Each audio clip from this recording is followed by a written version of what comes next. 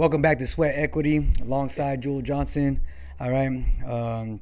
Things are getting cool, man. Like that, freaking. I almost wore a hoodie today, but then I checked back outside and I told you, just before we started, I was like, still 90 degrees, bro. Bro, it's 90 degrees outside, but the weather bro. is feeling good, though. So it's feeling better than it was 3 weeks ago. That's for sure. But it's still hot. Yeah. And then, congrats, came back from Miami. All right, freaking. This is your first one doing Abu Dhabi, right? No, I actually did, this is my third one. I did Kissimmee, Florida, and LA at Purple Belt. And then I went this time because I had to. What's the biggest, rule difference for Abu Dhabi and IBJJF? Bro, you don't even want to, so they don't give advantages and they don't give penalties. They give points. Points for everything. You get points. So if an advantage is 1 point, a penalty is 1 point to the other. So person. even if you get you go for a guard pass, you don't hold it for 3 seconds, he recovers the guard, that's a point. Point. What do you get for an actual guard pass? Hold it for 3 seconds. It's just the score. Three. It's just the 3. Is it 3 points? I like that. That's fine. Because you still get rewarded, bro. I've told you so many times, bro.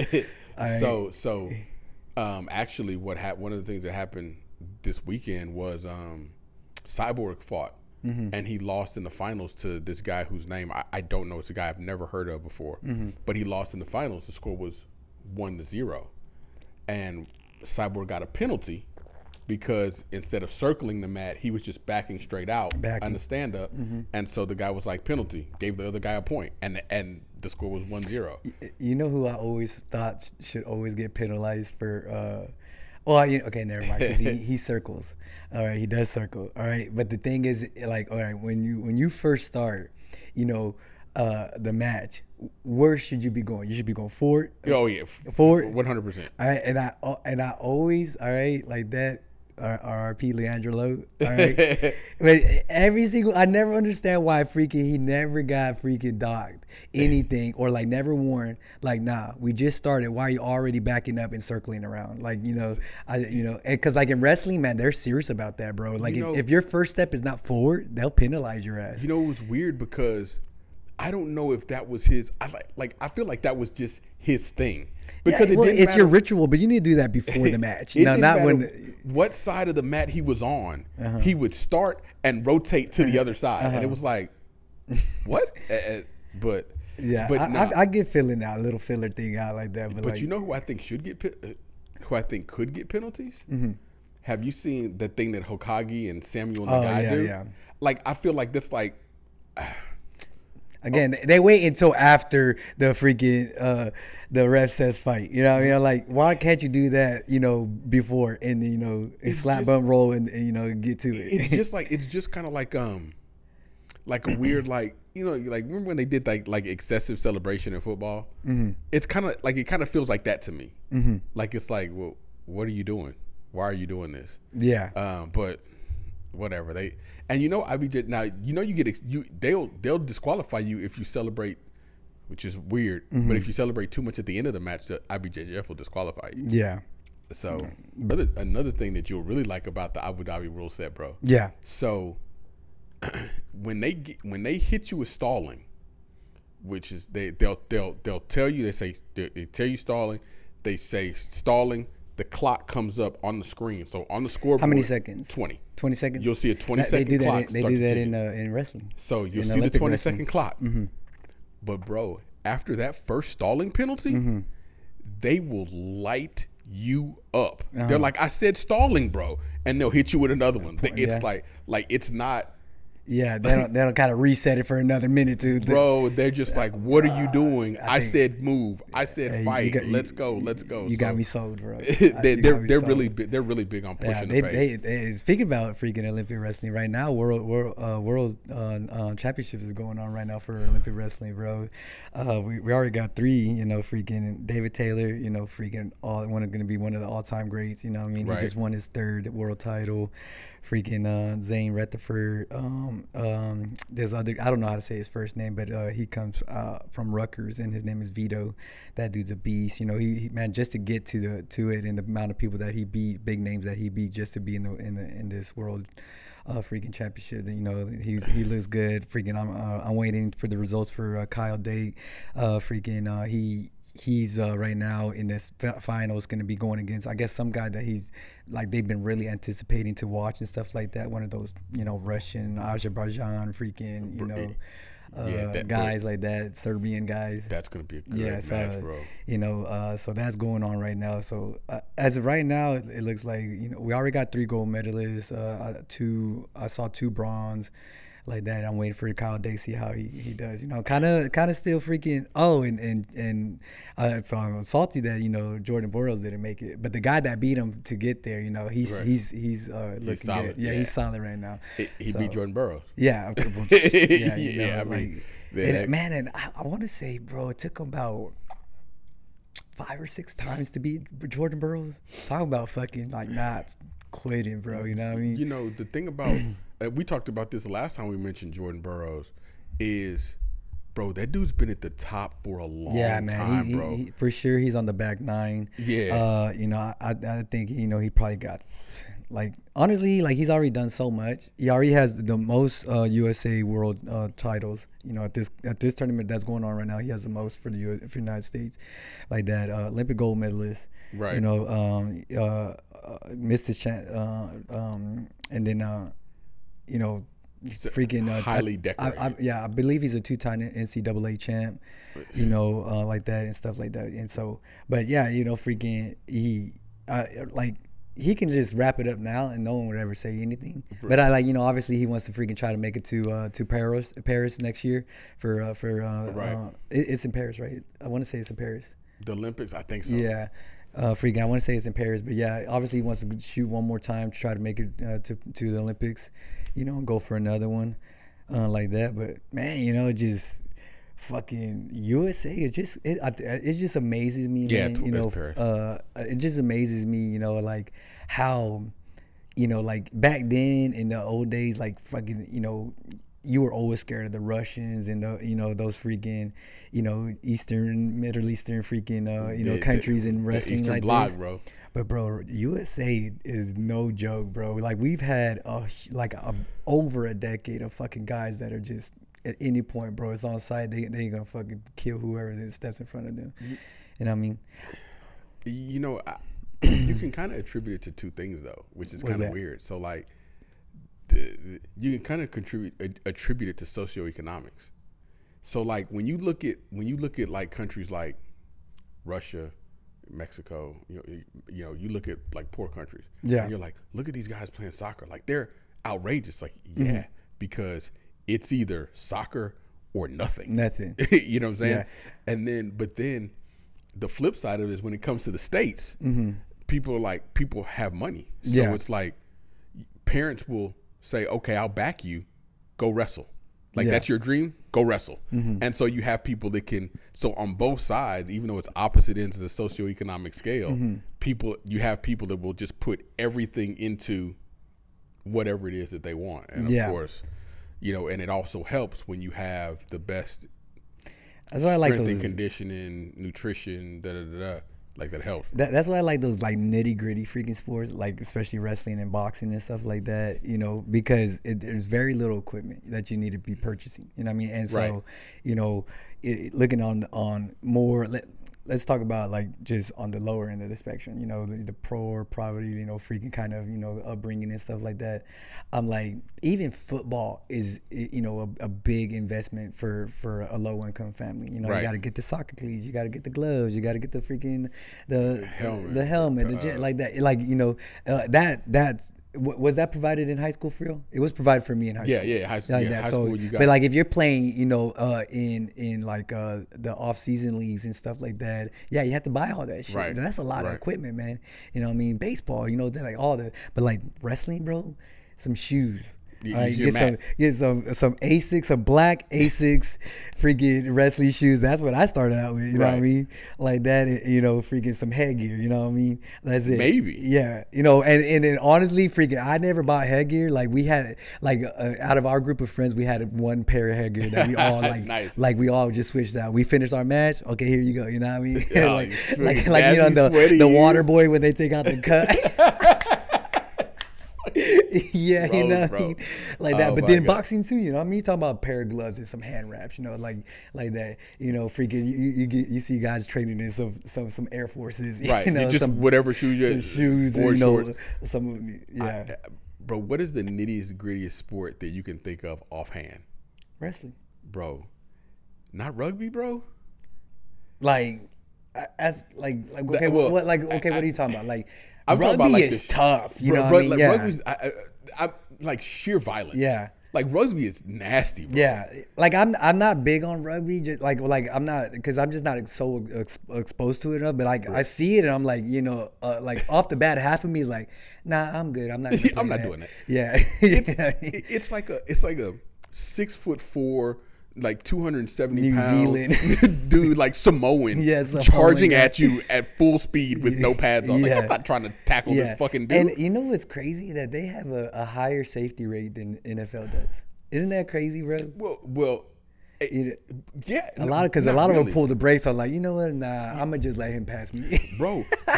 When you know that all that gear Yeah. gives you a false sense of security. Nah, yeah. So you're like, I don't know. You remember like Ronnie Lott, Steve Atwater, the old safeties from back in like That's familiar, yeah.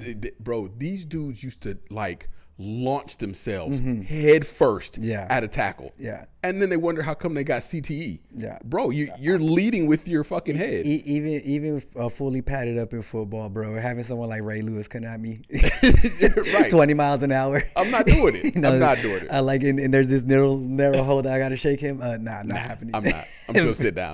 Nah, for sure. Hey, speaking about football, bro. All right, like that. I don't know, like how big are you in college and stuff like that? College football, I prefer college football to pro football. Like I've never been like that because it's just too many teams to watch out there, bro. Okay, Right now, that's true. hey, I'm watching after one dude right now. You know what I mean?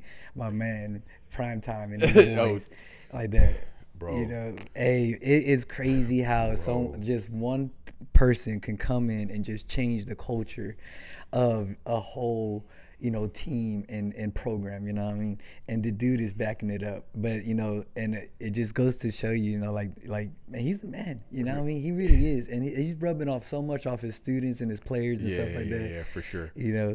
But that's that's that winning mindset. Mm-hmm. Like, and then it's much easier.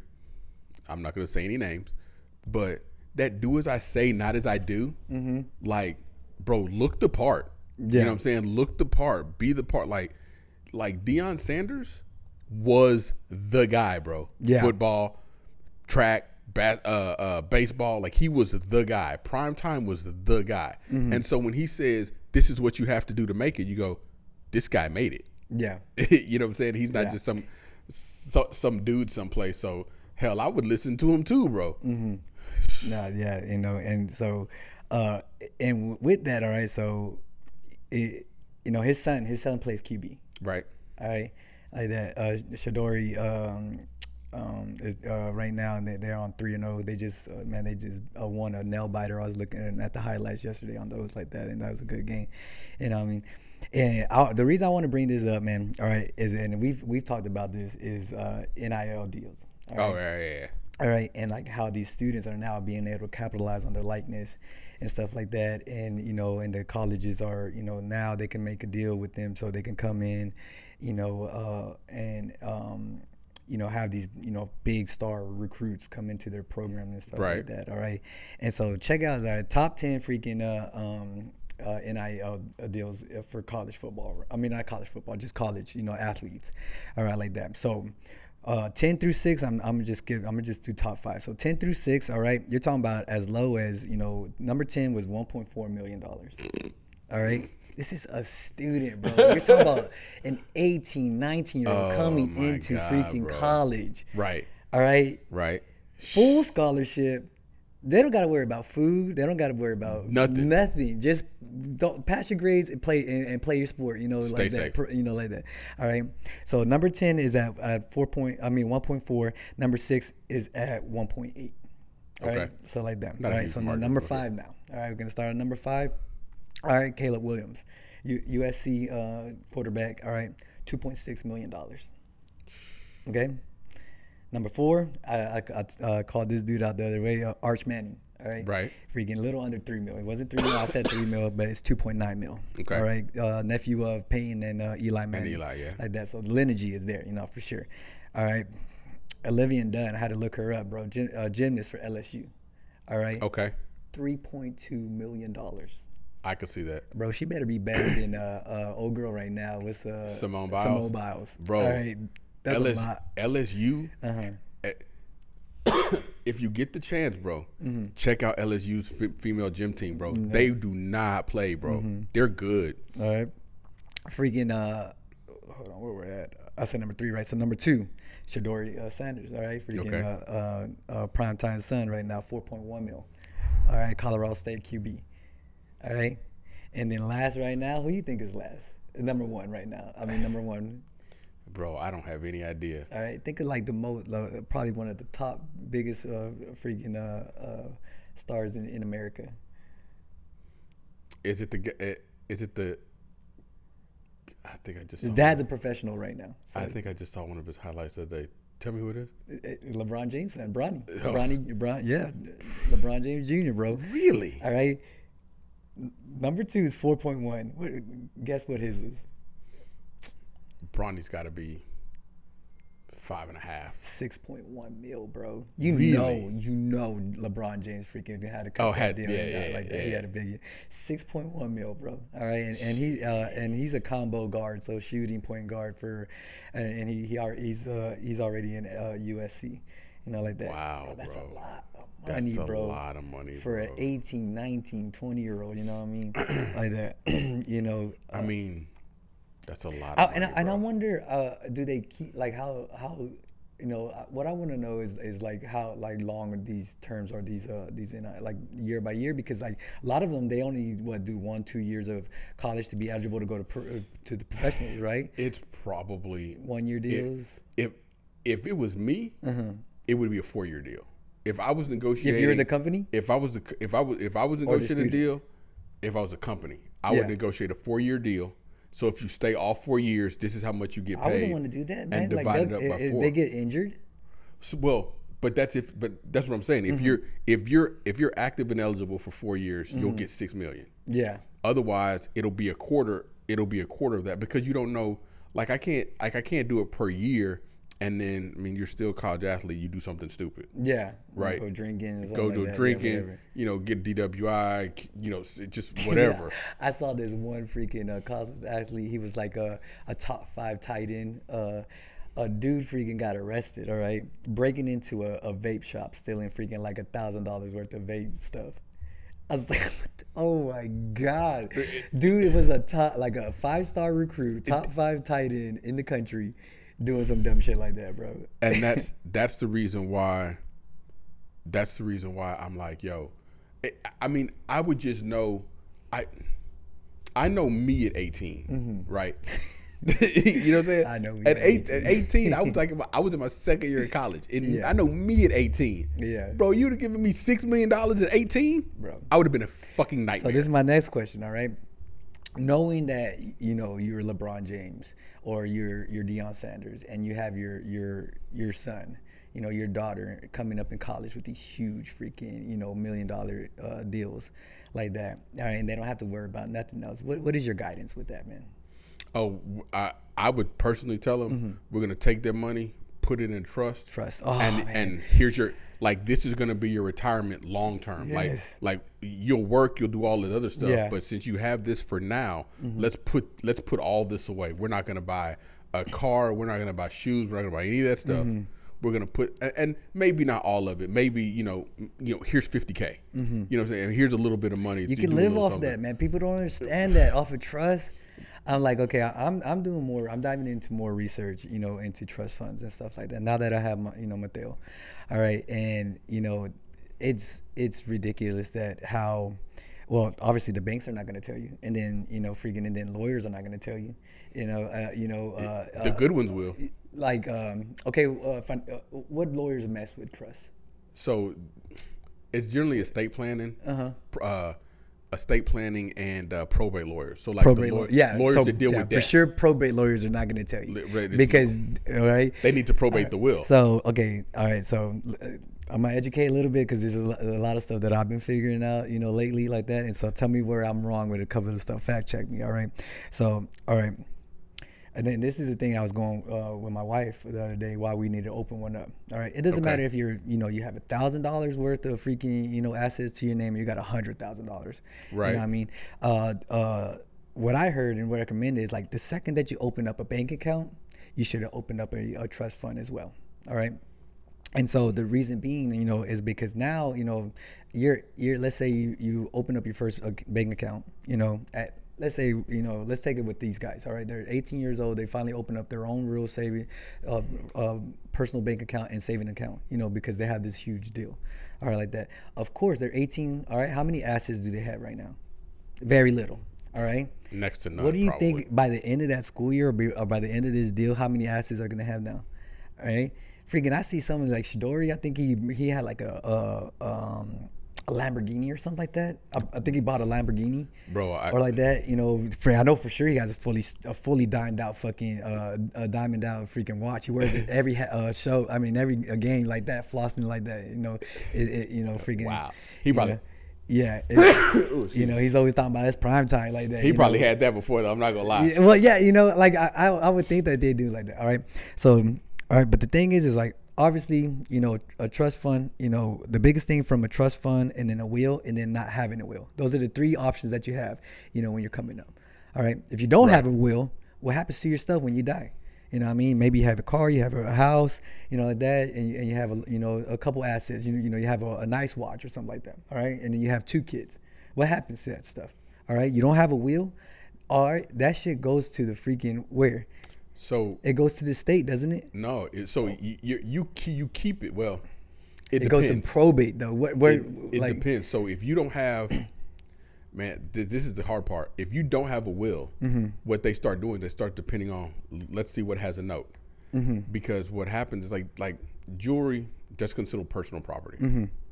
So you don't necessarily need a will to pass out personal property. But if you have 2 kids. Yeah, they're going to fight for it though. They're going to fight. They're going to see who can claim it. And they're going to try to figure out who can claim it. And that's just a big mess. When you go to probate, the court determines who's going to claim it. Yeah. And what happens most of the time is, let's say you have a $10,000 watch, you have 2 kids. Yeah. Both of them can't have the watch. Let's say all you have is a $10,000 watch. They're going to sell it and split it. All right, and they're not going to split $10,000 either. You know why? Because court fees, lawyer fees. You know what I mean? Like I heard a crazy freaking like a percentage that just like when it goes to probate and then all these people that have claims to the property and stuff like that, when there's not a will, like everybody loses in the end, on the family side, and the only person that wins is just the courts and the lawyers. That's it. Mainly the lawyer, because the court doesn't really get a whole lot either, but mainly the lawyer. Mainly the lawyer, yeah. All right, so then let's talk about will. All right. The only thing a will really does is like, hey, I died, I'm not leaving it to my family. But then again, it still goes to probate, and then you still have the arguments of like of claiming things like, no, I wanted that freaking watch, like that. No, I wanted the car, right? Like that. But but the will, so the benefit of the will is the court kind of goes, well, if the will is valid, this is what they said you want to do. So it takes less time to figure out who gets what. Yeah. And that helps. But that still doesn't all right, tell me if I'm wrong on this. That doesn't stop, let's say, freaking Jules, who's the friend, freaking going and be like, nah, I have a claim to that watch. Eric was a good buddy of mine. He said that out. Nah, yeah, it doesn't.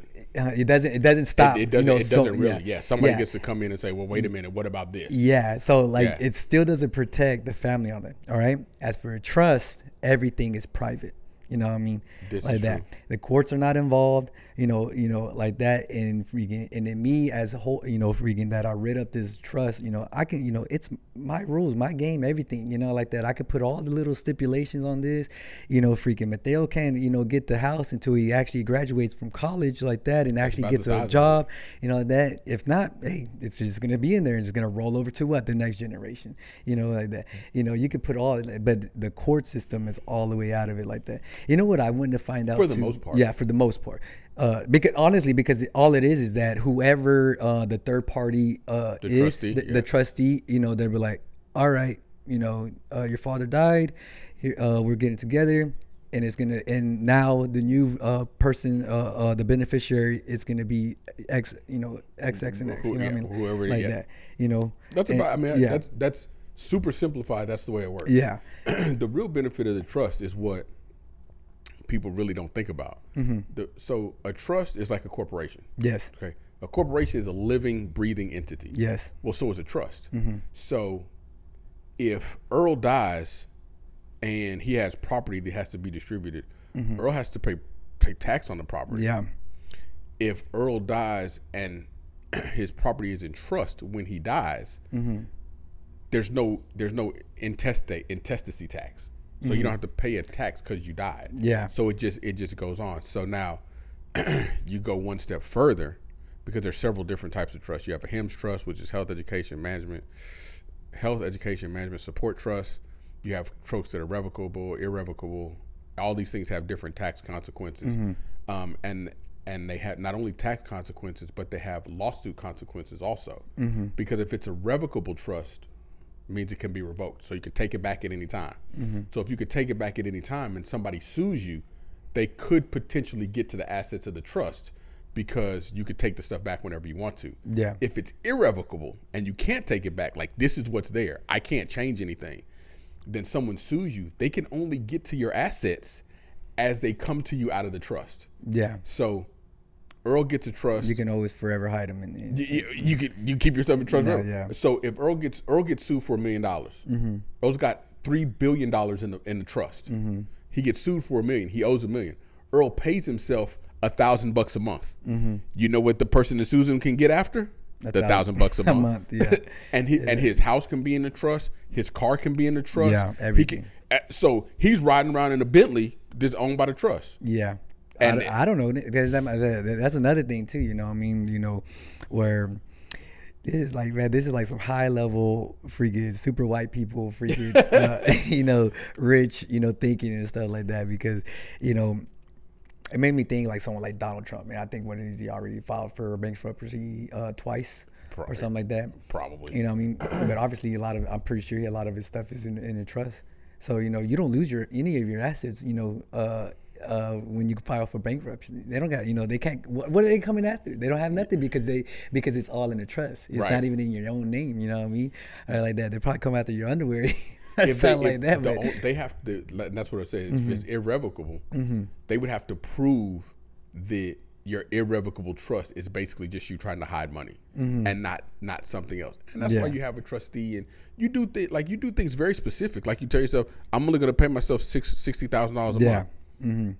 Like that's it. And so with that, that's why, like, okay, going back to your your son or your daughter being in college and they have all this money, like, man, that's why it's just so important, to educate them that young, and they know and understand, how much power they really have at such a young age, and not being stupid with that stuff, what I mean? Because, well, and then, so think about, you have a good trustee. So you set up a trust. You and Chris will set up a trust for who would you recommend, or like to be a trustee? Like, obviously you don't want no one in your own family and stuff like that. I would always for my trust, it's my mom and my younger brother. Those are my first two trustees. It's honestly just a number one person like you can really trust. It's whoever has that interest in mind. So here's what, because some trustees are entitled to get paid. Yeah. Because they're working. So you want somebody who's got like mind but doesn't need money. Yeah. You know what I'm saying? Because if they need money, then they'll end up paying themselves and bleeding the trust. Yeah. But this is where sometimes the courts come in. The beneficiary can sue the trustee if they blow the money in the trust, because one of the things that the trustee is supposed to do is preserve the trust assets. Yeah. But not only preserve the trust assets, get this, grow the trust assets if they can. Yeah. So that's how come when Shadari takes his $6 million, puts it in trust, you get a good trustee. That trustee now invests in property. So now that trust owns 4 different properties. The beneficiary of the trust is always Shadari. So he now can live in 4 different houses. Yeah. But because he's got 4 different properties, the trustee has grown the assets of the trust. So now trust is worth more than he initially put in. The trustee's done his job. He's got more he's got more stuff that he can benefit from as the beneficiary. You know, at the end of the day. Yeah. And he's also I've always been so interested in trust. You know, this came back all the way back like 2017, 2018.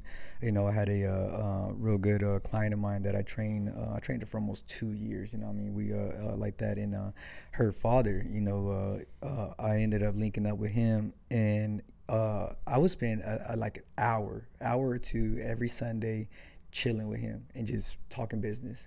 And like, man, he became a real good mentor to me, like that. And then COVID happened, and I just had to respect his wishes. He didn't want to be around. He was an older guy, right. like that. And then like a year, I want to say the same year that Saul died. He ended up passing away later on that year. You know, I remember you telling me about that. Yeah, and man, it just sucks so bad, you know, because like I had someone like Saul that was a mentor for me as for like the fight, you know, and stuff like that. You know, he was gone, and then I had that guy, he ended up passing away, but it wasn't from COVID. I can't even remember what it was. I think it was like leukemia or something like that. Right. But he ended up passing away, and I was like, dang. You know, those back to back like that kind of hit me. But man, that guy he just gave me so much information for free. You know what I mean? And it was just like, for what? Just because he wanted to hang out with somebody and talk to somebody and stuff like that. And I was willing, you know what, to freaking soak it up. And, right. And like, I didn't have parents like that. You know, they're my, you know, freaking, or, you know, the people that were raised me, they're very financially illiterate, you know what I mean? And right. They didn't really understand, you know. I think it's, you know, for you, it's a little bit different. You know, your parents, you know, obviously, were well off, and I'm sure they've taught you a lot there. But man, you know, that's something that I really hungered for. You know what I mean? And when he started telling me like that, because I getting to know his daughter and her being my a client and stuff like that, I would see her and I'm like, man, she was a smart young lady, never had to work a day in her life.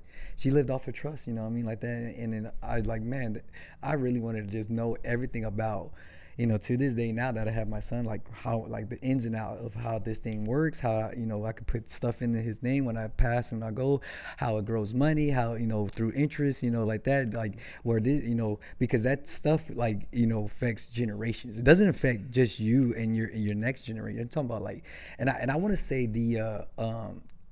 a trust usually lives for about between 3 to 5 generations.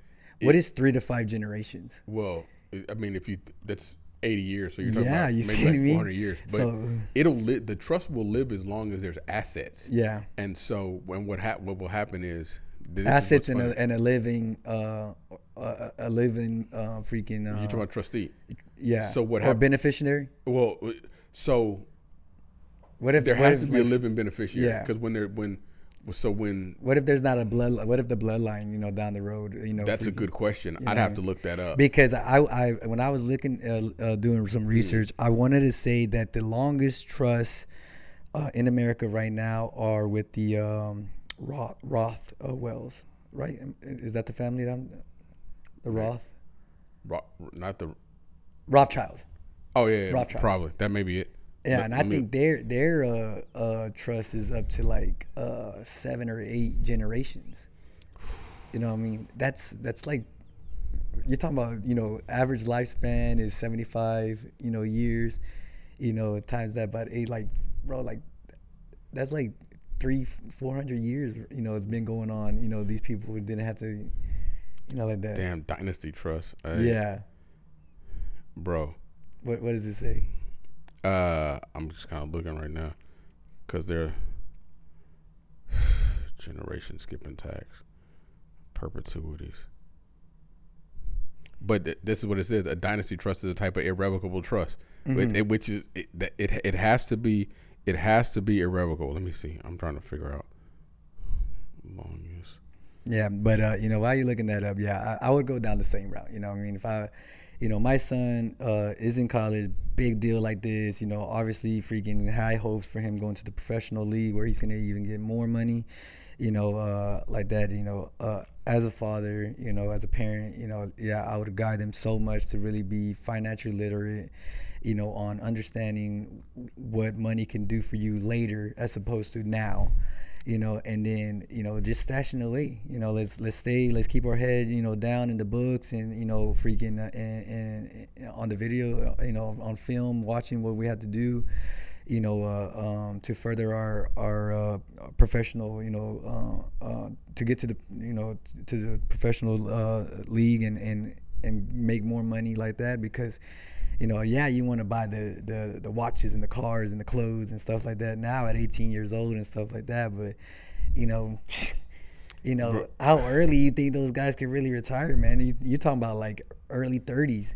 Oh, you know what I mean? Probably early, like late 20s. You know what I mean? Yeah, that's 20, what I would think. You know, 27, 28, 29, you know, have a good, you know, 5 to 8 year, you know, professional career. And then I tell you what, I can't find it offhand, but I will tell you this. They say that a dynasty trust is designed to last for up to 1,000 years in some cases, bro. That's what?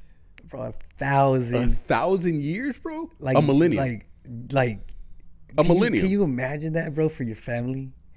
I'm like, bro, like, I mean, just to know that, you know, 3 generations, you know, can be taken, like, not even, like, that's, even for me, like, me looking at, you know, thinking about that right now, even 3 generations is probably a lot for me to be asking right now. Right. You know, I would be happy knowing that my son and then their kids are good, well off. You know what I mean? That I would be so happy. Right. But 1,000 years, bro, that's fucking crazy, bro. Well, see, I would love to know how much, over 1,000 years, how much money, you know, freaking has gone in and out of that trust. Well, you know, if you do it, I mean, and it's all, I can't even say it's all if you do it right, bro. But it's all if you do it right. Because if you get the right trustee, and so generally what will happen is you'll set up a trust with a bank. Yeah. Right. Then you have trustee, and it'll keep, you know, like your trust will name like various trustees. Like you'll have mother, brother, aunt, cousin, sister, and those people are well and able to decline. But then they have like lawyers, and that's what they do. Like, they are trustees. Yeah. For a price. Yeah. But their job, and they can be sued if they don't make money in the trust. Like, they can't just sit back and get paid. Like, even if the trust says, you know, as a trustee, do they have to be qualified some sort? Because I'm like, you're telling me right now, like, no, hey, they have to have work and they have to further the trust to get more, like, to make it grow and stuff like that.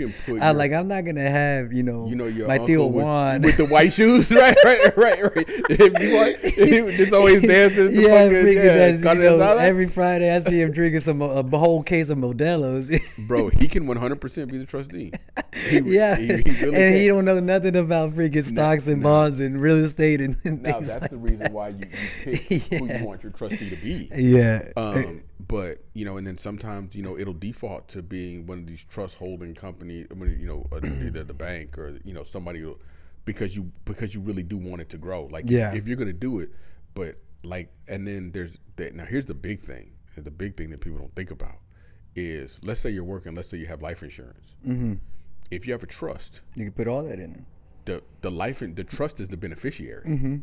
So when you die, the money doesn't go to your wife, it doesn't go to the kid. So there's no reason for your wife to kill you. Yes.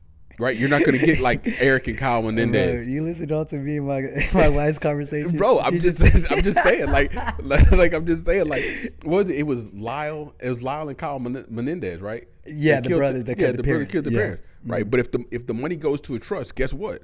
The money goes into a trust, and they don't even get it, and you don't get it, and if it's so, like, if you could put the language, you know, if for whatever reason the grantors of this trust should die under mysterious circumstances, and it is determined that the beneficiary is the cause of those mysterious circumstances, they don't get shit. They get nothing.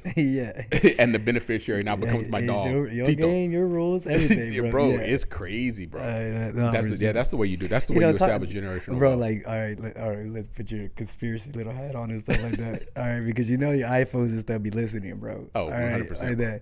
So talk about, you know, because I was talking about trust with my wife and stuff like that. And there's another podcast that I listen to, bro. They were talking about freaking trust, all right, like that. And so I don't know if you've heard this website or anything like that. It's fairly new, but they had a guy on there talking about trust, and it's a get a free trust.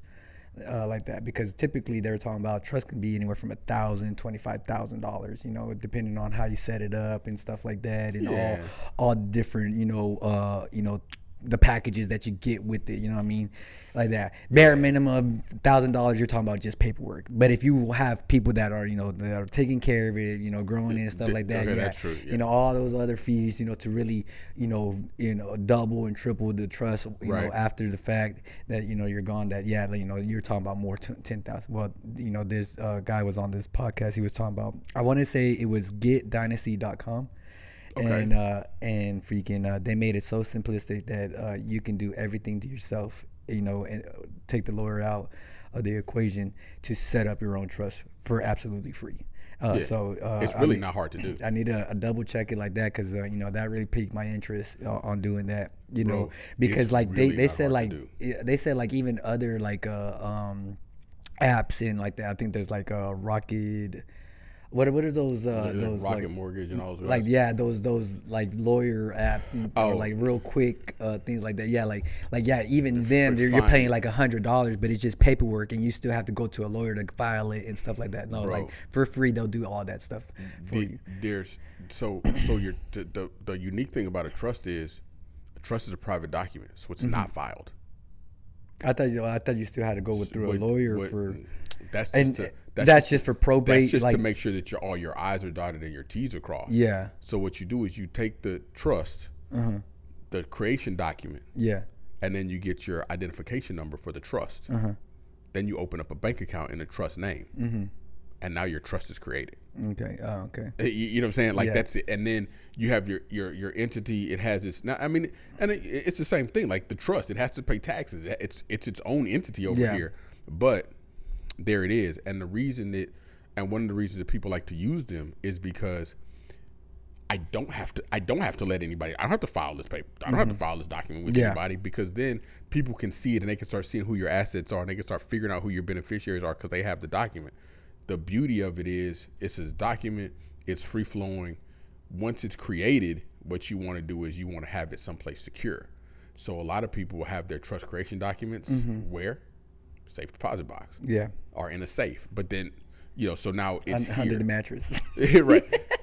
Bro, this is so you just said, bro, this is so funny, bro. You just talked about how like my parents and their whatever they bro, so we're doing some renovation on the house. Yeah. Cross my heart, bro. My dad's from Mississippi.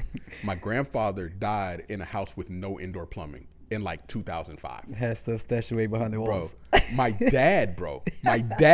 father, right now, we're doing renovations on the house, bro. So he tells me, he's like, oh, wait, go behind the wall and get this. What? Bro, what are you doing? What is behind here? Bro, this dude just had a stack of money behind it. Like, he had a stash of money. Now, and this dude sits all day long and looks at, like, even after his stroke, he watches stock trading stuff all day. Like, if you go over there right now, he'll tell you. Hey, bro, but hey, hard cash in the hand, all right, like that. Freaking. Bro. Shit could get wiped today, you know what I mean? Bro. You know what I mean? Like that. The guys coming in, they're doing the sheetrock. Yeah. They're doing sheetrock. Contractor comes and says, can we have anything that we find? Of course. Right. And it was like, now luckily the contractor is my boy. Yeah. But we're like, what? And he was like, no, can we have anything? Yeah. Bro, how come he found a 9mm in a box of bullets zipped in plastic inside the sheetrock? You might want to run those numbers, bro. Nah, I'm not going to run the numbers because I don't want to know shit. What are you doing? I don't even got numbers on them things. Bro, I was like, I don't know where it is right now. Like, I was like, what is going on? What is going on in your life that you got all this shit behind the walls, bro? Oh, my God. That's crazy. But you're right. After COVID, it kind of freaked me out a little bit, bro. Yeah. Because I'm like, this is cash. And you go places now, people are like, oh, yeah, we don't accept cash. You're like, what do you mean you don't accept cash? You know how annoying that is? What do you mean you don't accept cash? You know what I mean? It's cash. I'm like, yeah, it just. Who doesn't take cash? Bro, like, There you go, man. Better put your tin hat on, bro. All right, like I've heard so many things, you know what I mean? Because obviously, freaking all these little fees and stuff like that. Every time you swipe your card, the bank collects all that stuff, and it's just attempts to, you know what? Over time, all right, like that. Like I pay you $10, all right, for your service or whatever, your goods, like that. My $10 goes to you, all right. Guess what? All right, you still have $10, Right. all right. But if I pay you $10 through card, you know, service to goods, all right, then that means my $10 swipe fees to the, you know, like 5%, freaking fees go to the bank, processor, the processor. Then you know you get your, let's say, $8. You know what I mean, like that, and then you have to pay taxes. There you go, freaking goes to the bank and stuff like that. So by the time you end up with it, you probably have like $6. So what do? You know, like that. They take the $10 thing and they make it $14 so that they can still get $10. Yeah. So yeah. But you know what? But you still got $6. You know what I mean? Like that. It's just crazy to know those things, like, for sure. Yeah. All right. Let's go back to man. Talk about Bronny James and LeBron and stuff like that. All right. Sheesh, man. All right, just hanging with the sports and stuff right now, bro. Have you heard this NBA's new rules? Have you heard this? Caught wind of this? All right, NBA got new resting rules for players, for star players. Resting rules? Resting, all right, like that. Yeah, like benching, like their star players because they're playing too many games and they're trying to make a playoff push. You know, talking about you're going to Golden State to see Curry play and he's resting. So then you're like, oh man, what the fuck, you know what I mean? And then they get blown out by like 30 points, you know, or something like that, or you know, whatever. You pay fucking all this high dollar go see freaking the Rockets play the Lakers, and then they're resting LeBron James, you know what I mean, like that. You see, so now they coming out, bro, and I'm super surprised that this even freaking got passed, you know, through the freaking players, the Players Association, the Players Association, bro, like this. But I guess, you know, that's, you know, at the end of the day, you got to, you know, give and take, you know what I mean, all the time. You know what I mean, like that. You want more money? All right, well, then you can't fucking, you know, sit your players and bench them. You know what I mean? Check out these rules, bro. All right. Number one, all right, no more than one star player is unavailable for the game. All right, so you're talking about, like, you know, on the Lakers, LeBron James, AD. All right, like that. And so what is a star player? Before we even start, if they, in the last previous 3 years, if they made an all-star team or, you know, like that, then they are deemed a star player. Okay. All right. So for, you know, in the last 3 years, all right, like that. So you can't you can't bench more than 2 star players at a time. Okay. Right? Like that. Teams must ensure that the star players are available for national TV and in-season tournament games. Like that. And they just started those in-season tournament games too, like that. I think that's just the weirdest thing ever, that, you know, all these guys are freaking, you know, playing a whole season to win a championship game, but then you're throwing in another little in-season, you know, tournament in there, like that. Like, this is not fucking college, you know what I mean? Right. So it's just, but it's a money grab. Yeah, it truly is. This whole thing right now. Yeah, just it's a money you know grab. what I mean? It's a money grab. Like that. All right. Number 3 rule: teams must maintain a balance between the number of one-game absence for a star player in a home game and a road game, with the preference of those absences happening in home games. So they have to make sure that, you know, they can only miss so many home games and they can only miss so many road games. You know what I mean? So, like, let's just say they can only miss 10 games overall, 5 home, 5 home, 5 away, like that. And guess what? If you already miss all 5 of your freaking road games like that, you're gonna have to fucking play no matter what. You know what I mean? Okay. Yeah. All right. Number 4, all right, teams must refrain from any long-term shutdowns or near shutdowns, all right, when the star player stops participating in games or playing in a material reduce or like in a reduced role, all right, in circumstances affecting the integrity of the game. All right, so meaning that, all right, let's say this is an example they gave, you know, with Damian Lillard. All right, like that. Okay. You know, he's coming. He's on his last year contract, like that. He knows he's ready for a big payday, like that. So, and then they're not gonna have a playoff push. You know, what I mean, they don't. Their chances of making the playoffs for a championship and like that. So then, you know what? He's like, hey, this month I'm gonna save myself. You know what I mean? Like that, because I want to make sure I don't get injured, and then it reduces my stock. Exactly. You see what I mean? That's what they're talking about. Nah, cut that out. You're playing the whole fucking season. Oh my god. You know what I mean? Like that. All right. Number 5, teams must ensure that a healthy player resting for the game are present, all right, for the fans. Nah, So, I've seen like that. I've seen that. That right there, I'm like, I don't know why you don't even want to be on the bench and stuff like that and be supporting them. Like someone like, Kobe, I always saw him. I mean, I thought it was the funniest thing where even when he was resting or he was injured and stuff like that, he would come in and he's like, nah, you standing up, bro. Give me my fucking chair. You know what I mean? Like that. But, he's all decked out in a suit like that, just sitting on the bench watching the players. Like I think at least, at bare minimum, even if you're resting, you should be like that. Because a lot of them, they don't even go to the game or they just be in the box, suite or something like that. But that away. That to me, that's not offensive to me at all. That's star power. That's for the fans. I mean, that makes sense to me. And then it goes on right here. It talks about league honors requirements, like here where players have to play at least 65 regular season games. The player number 2, the player played at least 62 season games. Okay, so this is a little bit different, right? The player played in at least 62 regular season games, suffers a season-ending injury, all right, and played at least 85% of the regular season game by the team prior to the player suffering injury. All right, like that. So that's a lot right there. Let me think about what is that he's saying. I'm guessing. Oh, the league is going to honor these things. So they can take, if they played 85% and then they injured themselves and they had to be, freaking called like that, then they're not going to require them to, They're not going to fight. They're not going to fight them on that. Yeah, exactly. Like that, bro. Check out the fines, bro. All right. Like that. All right, and so these are team fines. So when I first read this, I was like, these are player fines. I was like, so nah, these are team fines. So these are $100,000, $200,000. Yeah, you're talking about the Rockets, the right. Nuggets. They're gonna the people that are making the decision. First violation if they do this to any of the players like that, and the league fines them $100,000. All right. Okay. Second violation, all right, $250,000. Yeah.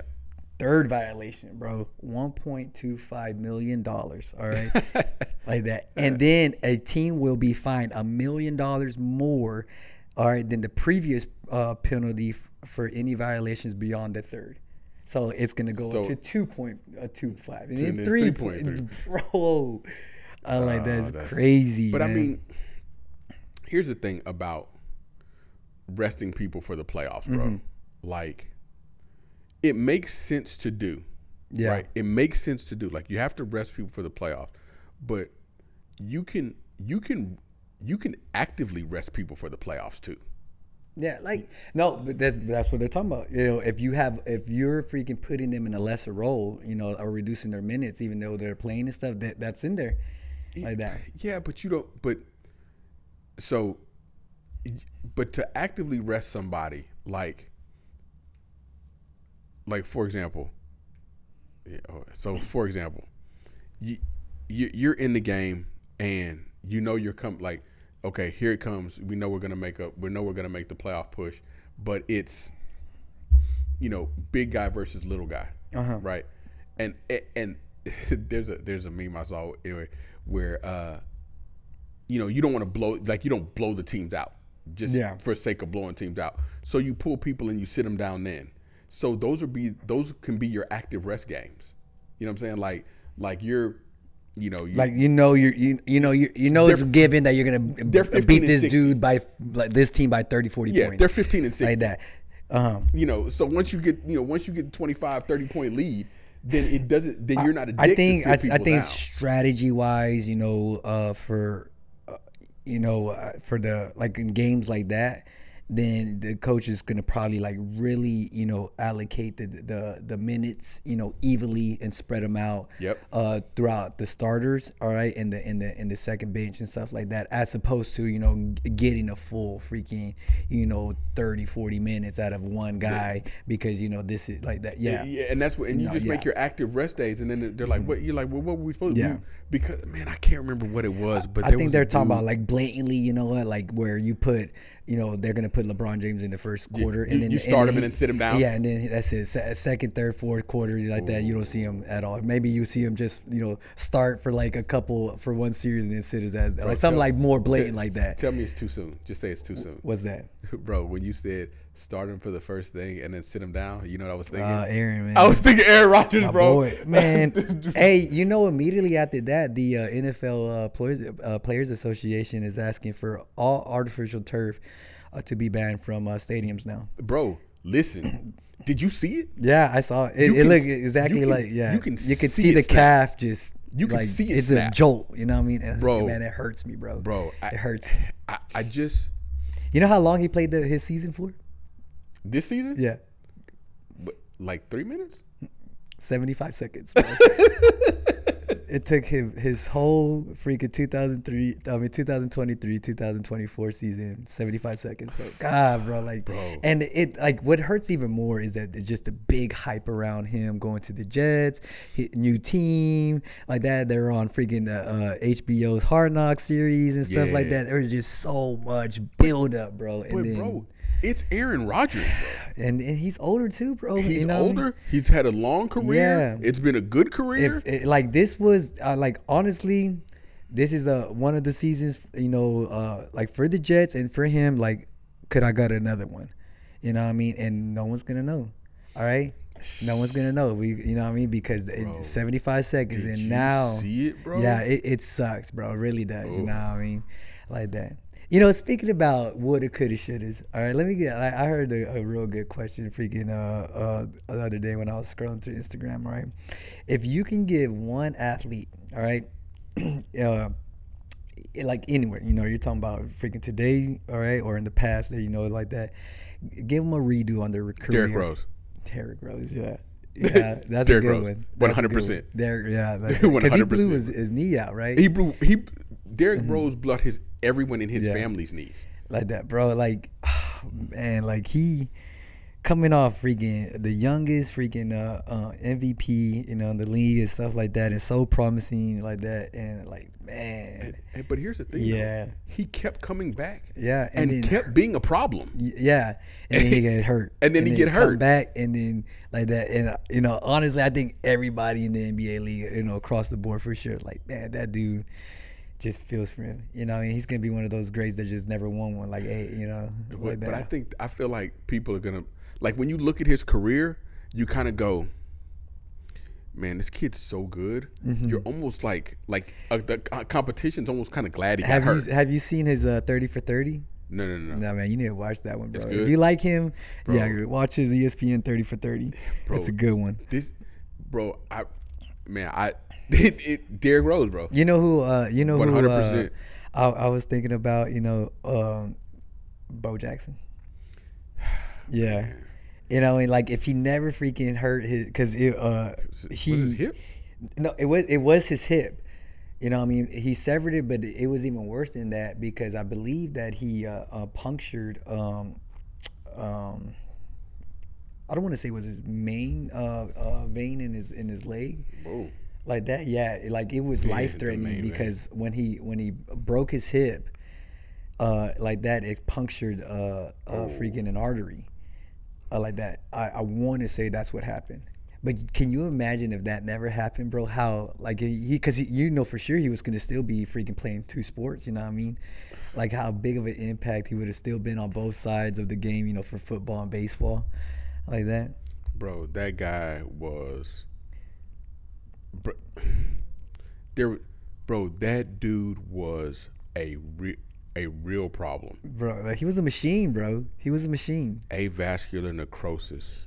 Yeah, I want to say when he broke his hip, it even punctured an artery or something like that. So they said that this is it says during his recovery he developed a bone disease called avascular necrosis when the blood supply to the bone is disrupted. Oh, okay, yeah. So I knew it had something to do with blood, and and the bone dies off, and then the hip bone has. Yeah, he already has a hip replacement. Yeah, he already has a hip replacement, for sure.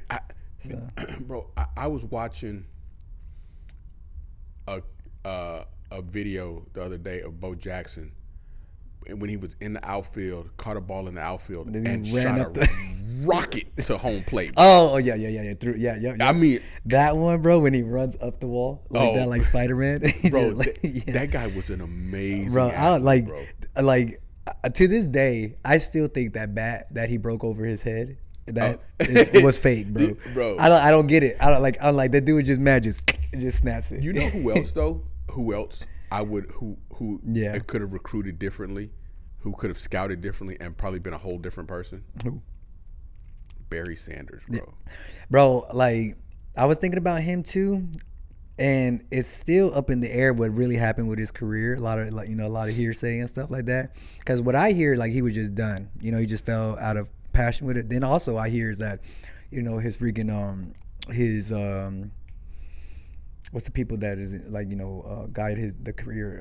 You talking his agents? His agents, yeah, his agents, you know, freaking just fumble his career, just like, you know, didn't tell him, you know, what was going on or something like that, and that's why ultimately, like I've heard that, I've heard things that he just fell out of passion with football, and then I've heard things that, you know, his agency, you know, his agents fucked up, you know, like this is. I think it could probably be a little bit of both, because if you think about his career, bro, this dude was a savage, and he played behind the worst offensive line, still making people miss in looking decades, stupid. bro. Yeah. And he would, I mean, imagine if he would have had like a like the Alabama, the Crimson Tide offensive line. Yeah, big old boys and stuff like that. You know what I mean? Like if he would have had some people that would have punched some holes for him, that's what people like Emmitt Smith or Barry Sanders. All day, no question asked. Why is that a problem? Yeah. If you would have put Barry Sanders behind Emmitt Smith's line, the Dallas Cowboys line, yeah. Stop. Yeah. Stop. He'd still be running. He would be scoring points right now. Yeah, bro. Yeah, no, for sure. So, all right. So, you know, I was watching this shit, bro. Maybe like if I had something in my water, bro. I mean, if I had water in my mouth or something like that, I would have spit it out when I. So these guys are talking about to answer that question, and then one of the guys on the freaking, he was like, man, I would have give Aaron Hernandez, you know, they're like, why? So he can kill more people? Oh my God, bro. I was like, Aaron wow. You know, I honestly, I would love to see, you know, he had a valid point, bro. Like to see that play out with as many championships as Tom Brady won with Gronk, all right? But having Gronk and Hernandez on both, like. But you know, for Hernandez though, it's different. Yeah. Because we're talking about like scouting decisions. We're talking about injuries, you know. We're talking about life decisions. This dude got a life decision. Like you got to go back to middle school with this dude. Like, bro, when that dude said it, bro, I was like, oh God, like instantly. I didn't even think about, you know, injury. I was like, wait, that dude wasn't injured. He killed people. Right. Yeah, bro. It was just so. I was like, but he did have a good point, bro. I was like, you know what? There are some people because you think about Brian Bosworth, highly recruited out of University of Miami. Brian Bosworth? Was he University of Miami? Nah, bro. Or was he? No, let's see. I want to say he was like one of them Midwestern freaking colleges, like Wisconsin or something like that, or maybe even Tennessee or something like that. I don't think he was Miami. Oklahoma, bro. Oklahoma. So, you know,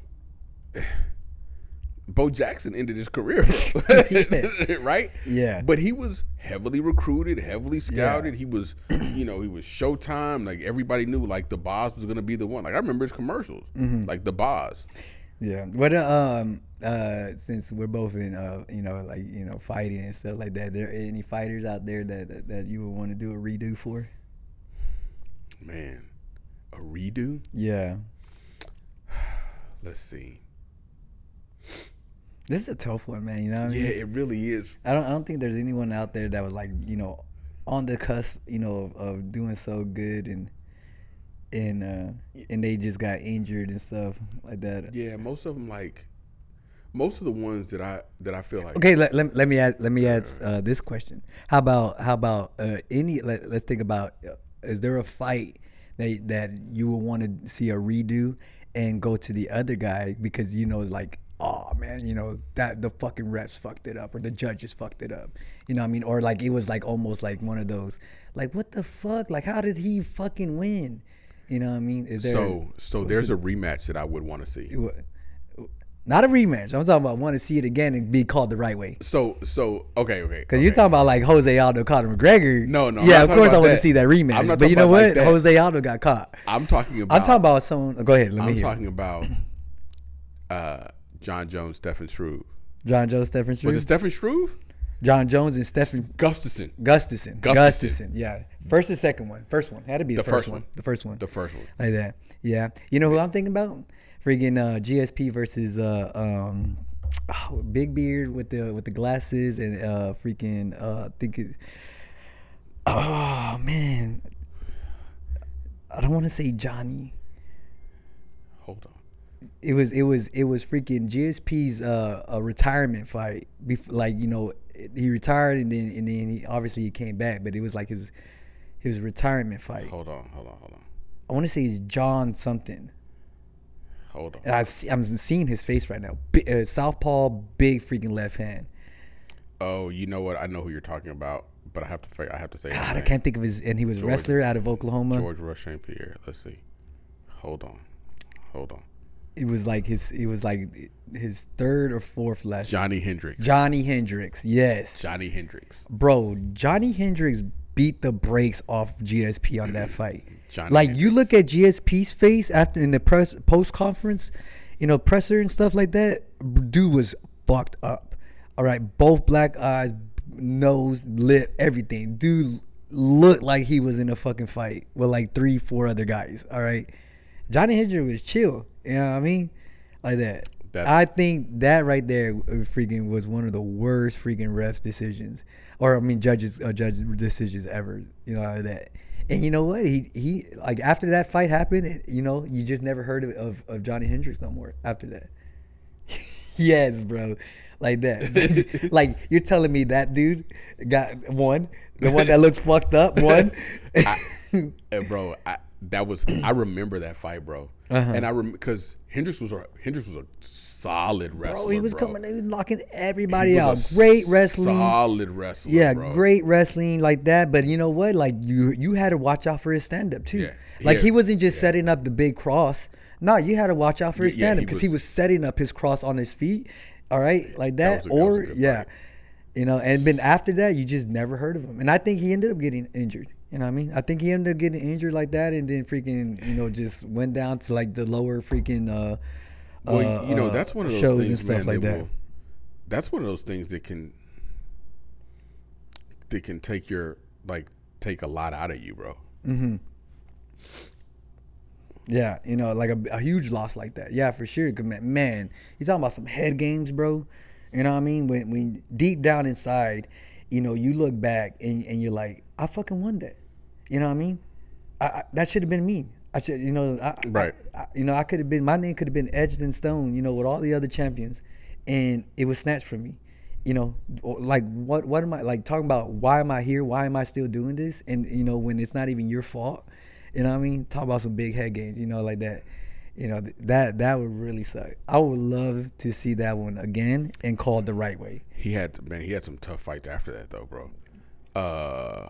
He had a dual dance with Robbie Lawler, won one, lost one. Mm-hmm. Stephen Thompson, Kevin Gastelum, Neil Magny, you know, Hector Lombard. You're talking about and all that right there. You're talking about him. He's at the end of his career, probably a lot of doubt. This is and then, 2017. Yeah, and those guys right there were coming up and destroying people. Bro, Tim Boych. Tim Boych was, man. You know, he wasn't, you know, the he was well rounded and stuff like that. But bro, if you got hit by him, he was gonna put you to sleep. Yeah. You know what I mean? But you're talking about, man, Gaslam, freaking Lombard, you know, freaking Wonder Boy and stuff like that. I would not want to be fighting those guys coming up. Like now, it's a different story. But freaking at that time when they were coming up, super dangerous. Yeah. You know what I mean? Yeah. Especially Wonder Boy. Yeah. I feel like all those guys in the UFC that come from that traditional martial art background, like karate, taekwondo. Yeah. So far, only him and Lyoto Machida have been super effective with it. They've been really, that have been, but when they are effective with it, it's annoying. It's very annoying. When they that are in and out movement, you know, like that blitzkrieg freaking style, like kicking that. with the front leg, you know, because they really utilize, you know, their reach very good. You know what I mean? Like staying out of reach, you know, and then closing the distance. You know what I mean? Like that. And if you're not ready for it because, you know, you're more of that stand-up Muay Thai guy, just coming forward, you're gonna get lit up. It's gonna be a problem. You're gonna have to really be a little bit more agile and stay with them. Like that, you know, for sure. Because those are. You look at John Jones. Even John Jones, freaking for the first round, you know, with Lyoto Machida, you know, he got blindsided a couple times. Bro, you know, they don't kick with their shin; they kick with their foot. Yeah, you know, so they're at the very end of their leg. Bro. Yeah, but like I'm talking about just how fast, you know, Lyoto Machida was closing distance on John Jones, and then obviously, freaking, you know, he changed up his style the next round and put his ass to sleep. That's probably the one of the ruthless freaking submissions. Man, like that. Can you think of another freaking ruthless submission like that? Bro, nah, not really. Well, who was that dude that got like power bombed and put to sleep? Yeah, Carlos Newton by freaking it was by I told you I ended up figuring out his name. It was Carlos Newton, and he got freaking put to sleep by Matt Hughes that because he was on the top of the fence, and then and the thing about it is that it was. It could have went double knockout. You know why? Because freaking Matt Hughes was actually freaking out. Oh yeah. He came to because freaking the pressure from the triangle freaking let up once he slammed the shit out of fucking Carlos. You know what I mean, like that. But the thing is that the ref wasn't paying attention to Matt Hughes. He was paying attention to the dude that was fucking just got slammed on the head. They almost got put through the floor. Yeah, you know what I mean. But no, you go back to the replays and stuff like that, and I don't know what like documentary I was watching or something like that. But Matt Hughes, you know, he was like, bro, I was out. You know what I mean? I freaking came to just because, you know, like that, because he held, like Carlos Newton had that tight triangle on him. It was on. And he slammed him, you know, he was out, you know, freaking, you know, tunnel vision, you know, freaking opened up, you know, like that. And you know how, you know, if you've ever been there, you know, like that. Oh, yeah. You know what I mean? I've been there. Like it gets like this close, and then like, you know, you get out of your escape, it just, everything's swimming in you. You're like, oh, okay. So, and then, because he, like, you know, Matt Hughes was like, I didn't know I won until freaking, you know, until they raised my hand and stuff like that. Yeah, like, bro. Yeah. That was. I think.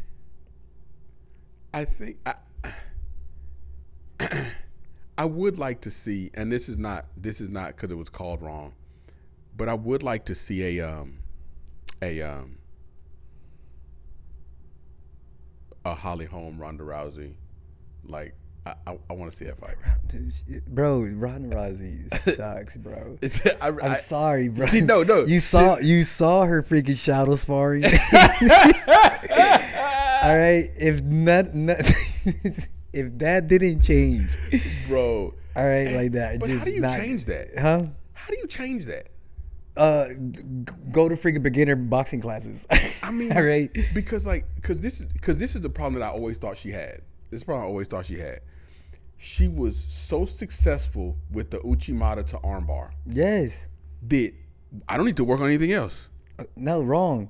All right, you're going against a world class. Like Holly Holmes was a world class kickboxer, world class boxer before she went to MMA. Just go stand up. You're telling me that this girl, all right, a girl like that freaking all she's doing is making sure she knows how to sprawl and get out of the clinch. All right, so she can get to her hands and her feet, you know, her most important tools. And then you can't even close the distance and get a clinch and to throw her down. That sorry ass fucking boxing that you're doing, all right, is gonna be, you know, like, nah, come on now. That is the worst, bro. Like it was. Look at the video, bro. It's the worst. All right, like yeah. Like, what are you doing? And the head was all just like all, bro.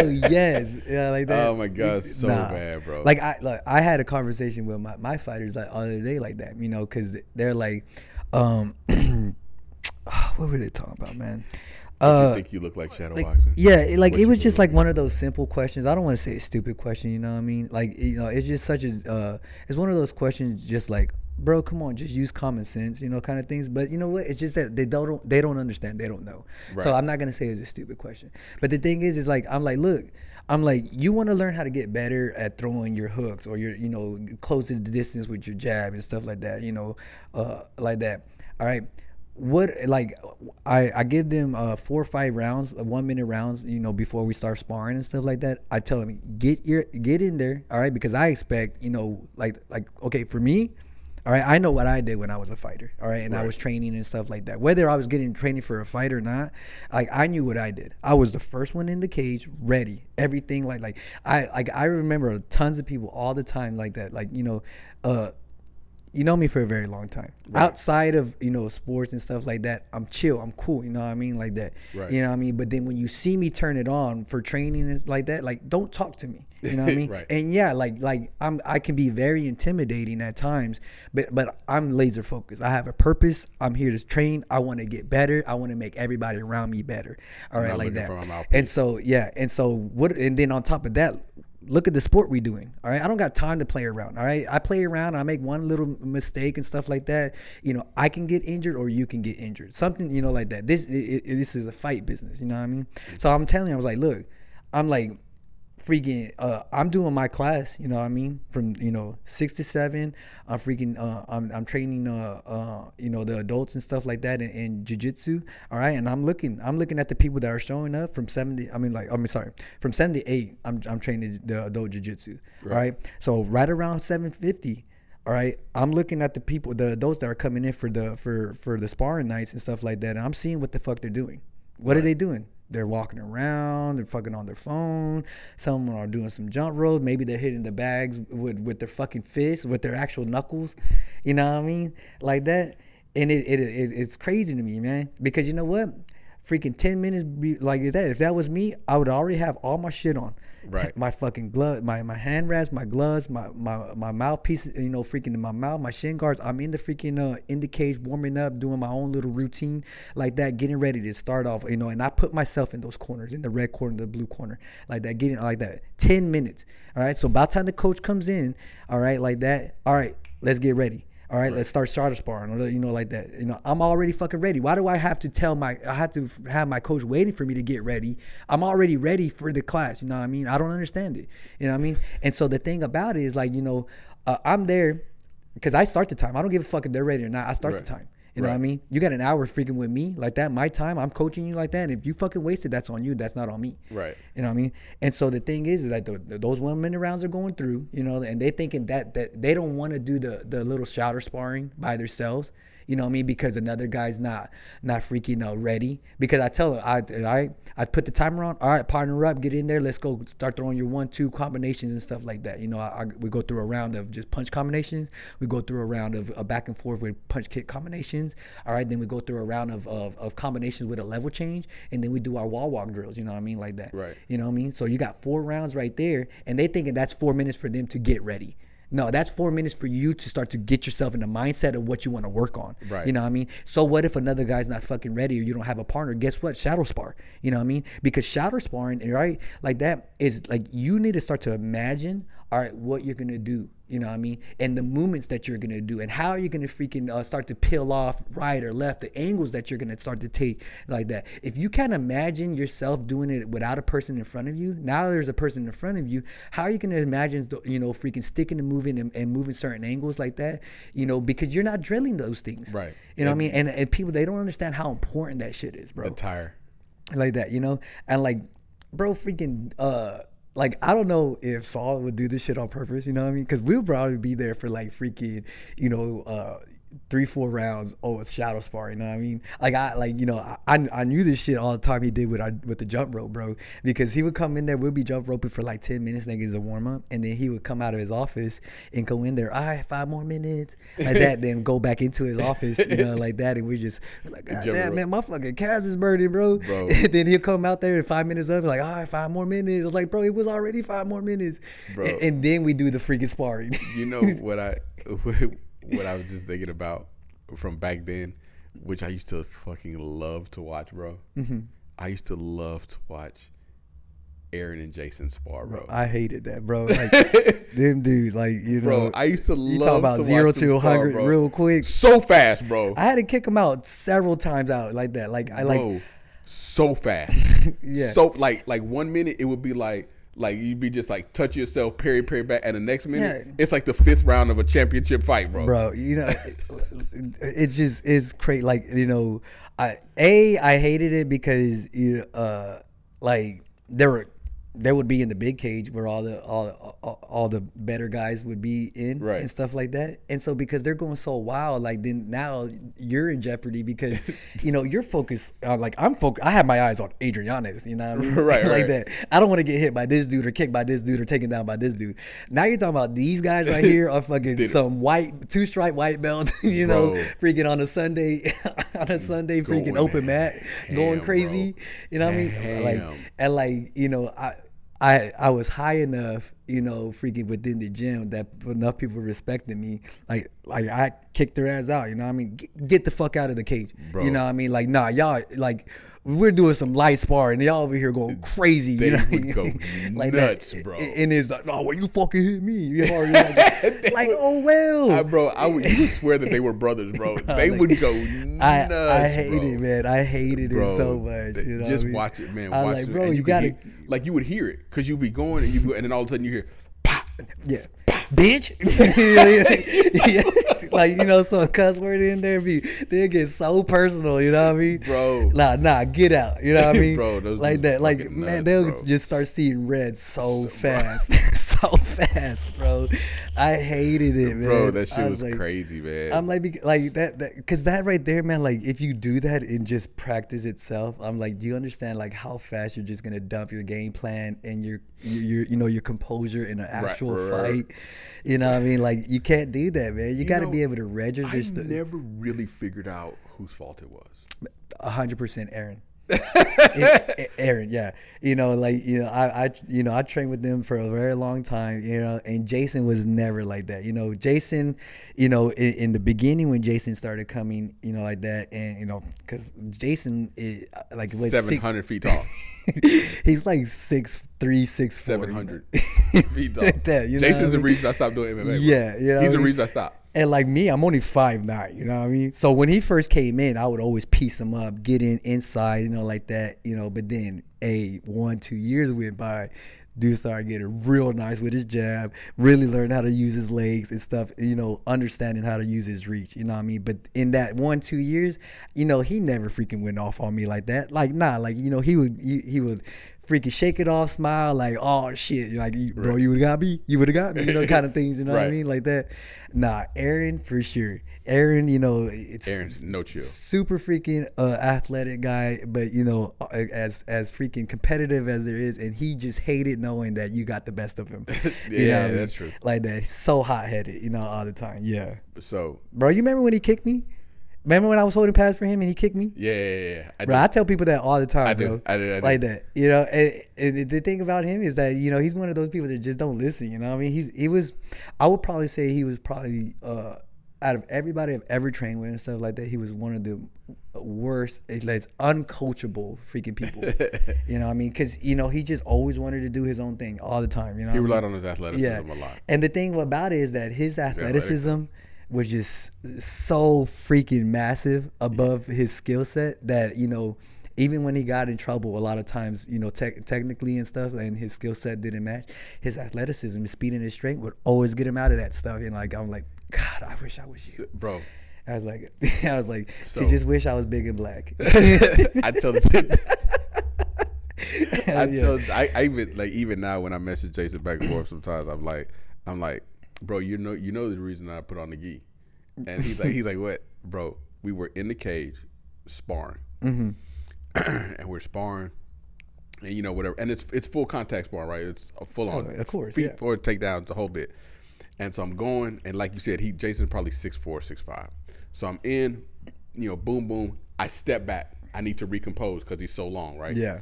I think I'm out of the pocket, and then whop, the dude kicked me in the head, and I was like, nah, man, I was like, I'm sick of getting kicked in the fucking head, bro. Like, how come you could still kick me in the head and I'm supposed to be way back here? And I was like, I remember when did he win a belt for Legacy? I want to say as an amateur he won the belt, right? I think he won a belt for he won a belt. I think Legacy. that I made this one before memes were even memes and stuff like this, with this little freaking picture of him.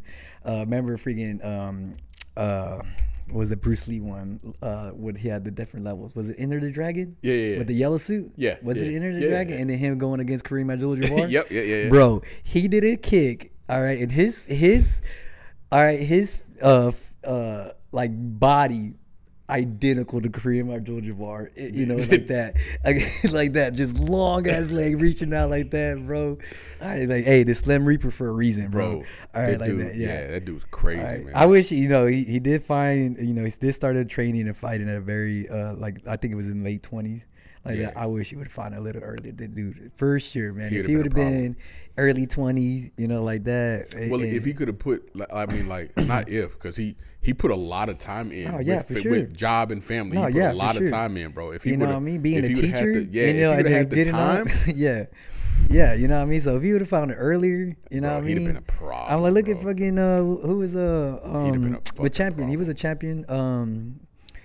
Had a ton of battles with GSP. Oh God, and he was a teacher too. I want to say it was Frank. Oh man, that he was a teacher? No. Oh God, who did he go against? Bro. I want to say he lost to Chuck Liddell, not GSP.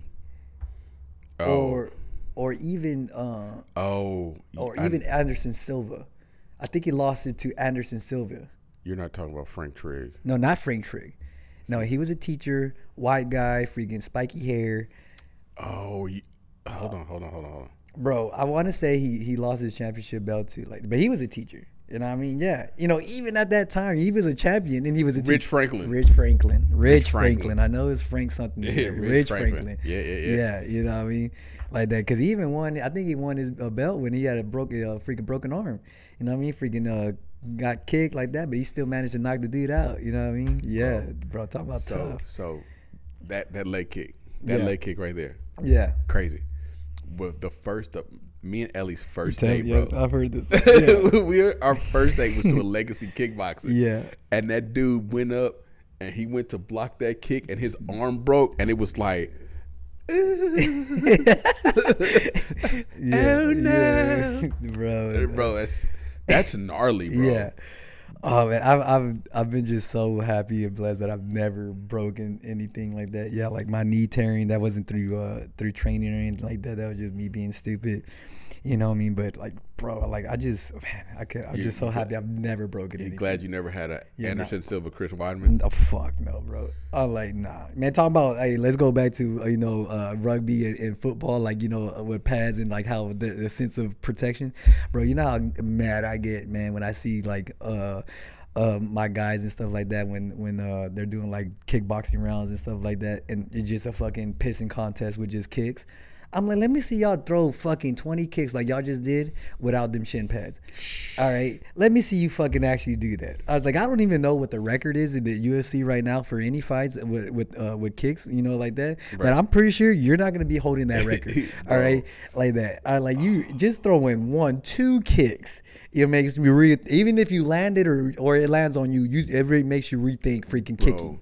The first time that you bare shin check a kick, bro, you never want to pick your legs up again, bro. You're like, fuck it, I'll just eat it. You know, when Saul would have us freaking doing our body hardening, you know, drills after sparring sessions and stuff, and just checking kicks barefoot and stuff like that, just lightly.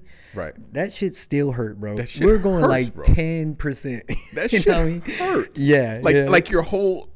Yeah. It's terrible, bro. Nah, it's the worst feeling in the world. Hey, those are the good old days. I appreciate it. All right, man. Hey, I got some questions of the days, you know, freaking, you know, from a couple of viewers from last week and stuff like that.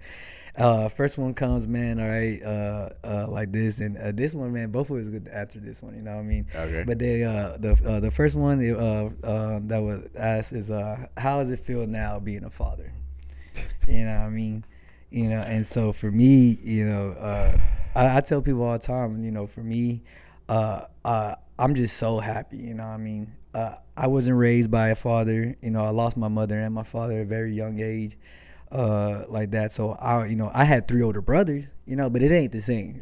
Right. You know what I mean? Like that. You know, yes, they're my father figures, in life, going on forward and taking care of me and helping me and guiding me and stuff like that. But at the end of the day, you're still their little brother, right? Like that. They're still talking shit to you. Yeah, but it's just not the same. You know what I mean?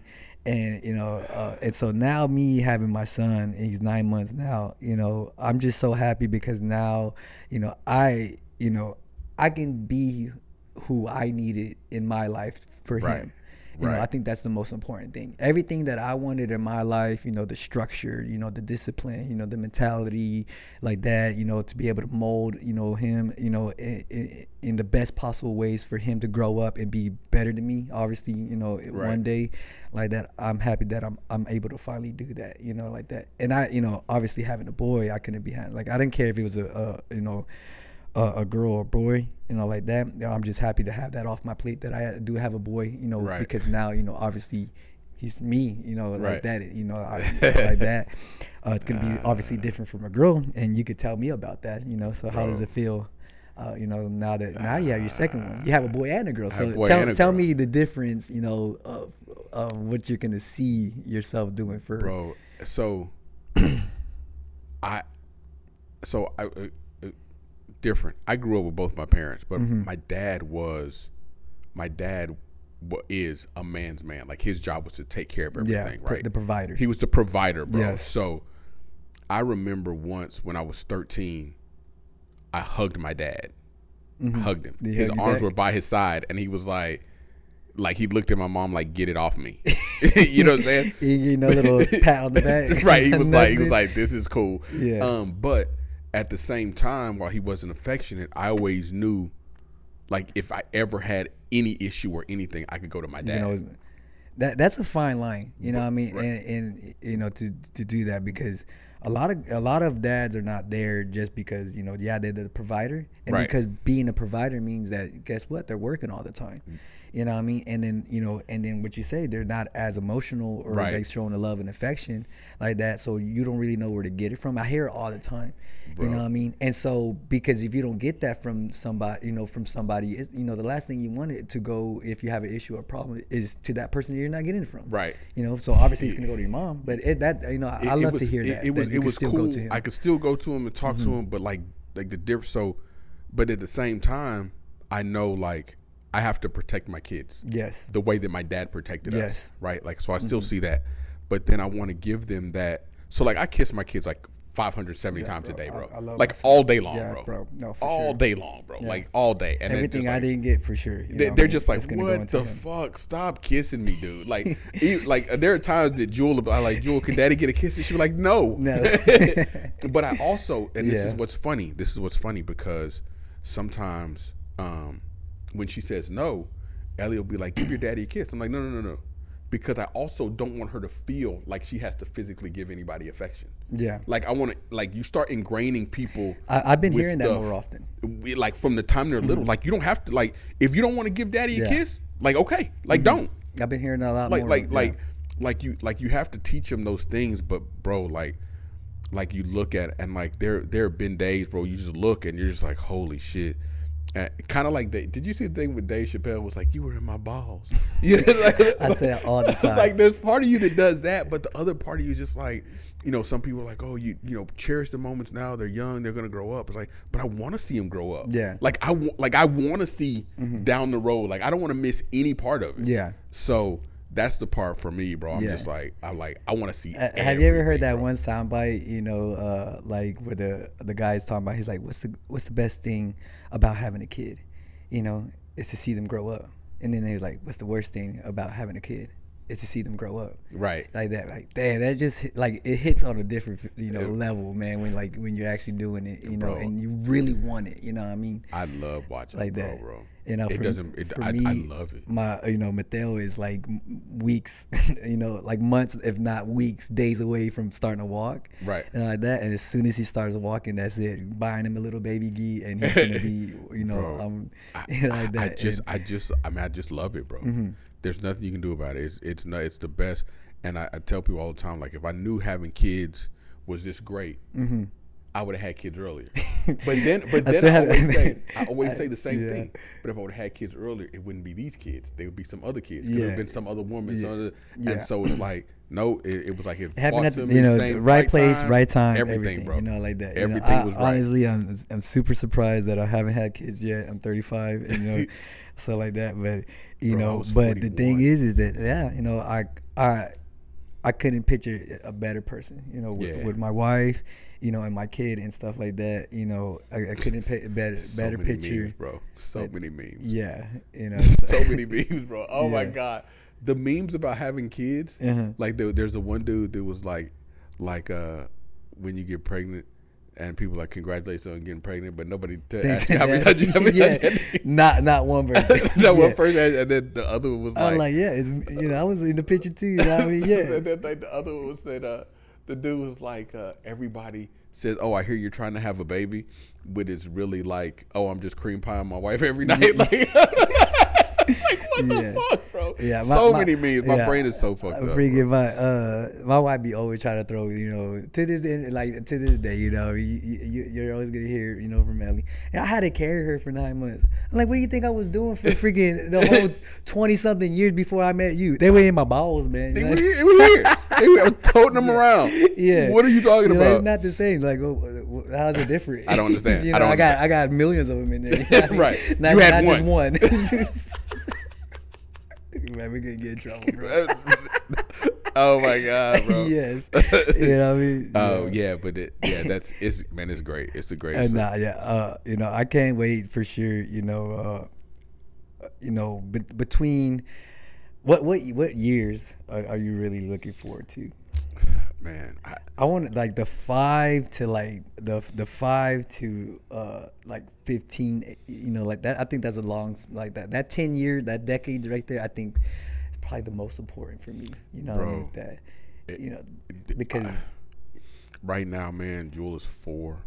She'll be 5 in 6 months. So, bro, she's like a sponge, bro. Everything you say to her, everything you do, she picks up. Bro, she reads, she writes, she does this, she does that, and it's just like watching that development, watching the sparks, like the early sparks, like once the early sparks hit, that Half-C world is breaking like, 1,000,000 miles an hour right now. Yeah, bro, you're like, I love this so much. And then but then in that, when they get older and they start to not develop their personality, but when they start like trying to assert their personality. Yeah. Like I can't wait to see that. Right around 13, 14, yeah, bro. Like I can't wait to see that too. Ellie, you better come get her. Bro, actually, what I'm worried about is, those two getting after it. But yeah, man, it's great, bro. Yeah. It's great. It's great. The second one was a little bit more geared towards me, the question, all right, like that. And there was, I believe, let me double check, all right? I don't want to mess it up, but they asked, how was it, going through boot camp in the Marine Corps? So I was in the Marine Corps, like that. And so let me double check. I want to double check real quick. All right. I was in the Marine Corps. Yeah, I was in Tropic Thunder. Did you have any? Did you ever have a family member in the military? My dad's dad was in the military. He served. He was in the Army. I think it was the Army. We still have. The flag from his coffin is still in my. It's still in my parents' house. Yeah. What was the hardest part about being in Marine Corps basic training? That was the second question coming up. All right, so mentally, it was the hardest thing, for me. Physically, people like I would get why physically it would be hard for some, being an 18-year-old coming out of high school, going right into the military and stuff. And then on top of that, it was a different time. You know what I mean? Like now it's a lot softer. I'm not even gonna lie to you. I mean, I have a couple buddies. My brother just came out of the military like that, and he really would always feed us of what's going on like that and how times were just changing. Like after I got out in 2010, like that, man, it just, a lot of stuff was just changing, you know, policies and things like that, and just, you know, it just got real soft, and it was really trickling down into basic training like that. So I can't speak on that because I'm not in it no more, but I, you know, I've heard a lot, like, and plus I got a buddy of mine that I've known over 10 years now. You know, fuck no, man, I've known him since 2008. So how many years? That's 15. Like almost 15 years, yeah. 15. And he was a drill instructor in the Marine Corps, and this was after 2010. He would always tell us, you know, like that, and just how big of a fucking joke it was compared to what we went through and stuff like that. All right, so you know that's no here nor there or anything like that. But when I went through, man, it was tough.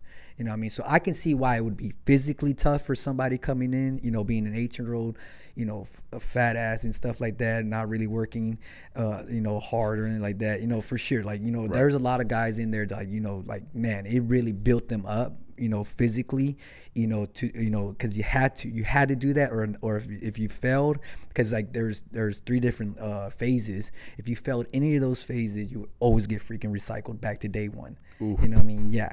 Ooh. You know what I mean? So physically, if you couldn't, you know, pass certain tests or keep up and things like that, or you know, like, yeah, you freaking would fail, get recycled back, and you know, we call it the fat platoon. You know what I mean? Like that. You know, so you can't, politically that's not correct no more. So your ass can get in trouble for that shit. You know, right. Now, you know, I mean, I'm talking about when I went into boot camp, bro. I remember one time.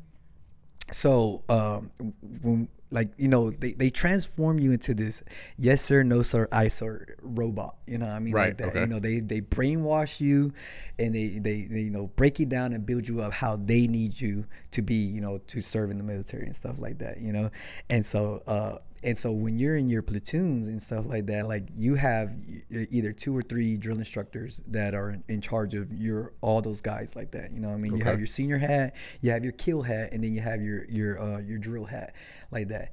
All right. So if normally they would have 3, all right, but you know, sometimes you'll have 2, which is just your senior drill instructor like that, and then your drill and your kill hat, the same guy like that. All right. And they all played a different role. Your senior drill instructor, obviously, you know, he controlled everything, you know, like that, and he you know, all the way down, make sure everybody was where they needed to be at like that. Your drill hat taught you everything. You know, okay. Like that, all the knowledge you needed to know, freaking, like all the way from you know, from weapons knowledge, freaking education knowledge, you know, history through the Marine Corps, even teach you how to fucking put your goddamn suit on and fold your bed, you know what I mean? Things right. Like that, you know what I mean? Like, and people still will fuck that up, you know what I mean? Like that, you know, so, and then your krill hat, exactly what it is. He was just there to fucking kill you, you know what I mean? So, I got it. So, like, the fat motherfuckers in there, yeah, he would have field days on those motherfuckers, you know what I mean? I remember one time my kill had, I got promoted to platoon leader, you know what I mean? Like that. And he had it out for me, bro. I don't even know why he had it out for me. You know what I mean?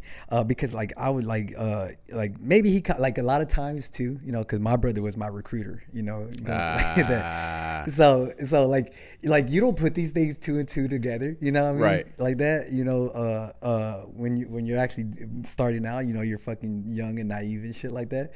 But there's a lot of times where, you know, the drill instructor, I mean the drill instructors will talk to the freaking recruiters, and then they catch wind, you know. Oh, your brother's in the Marine Corps. Oh, I'm gonna fuck him up. You know, they're right. Always called like you know, we don't have phones or anything like that, and you don't see them on their phones, so you don't think those things happen. Yeah, they go in the office, they call them up. Yeah, you know what I mean? Your brother's doing this and this, or like, you know, some shit like that. Right. You know what I mean?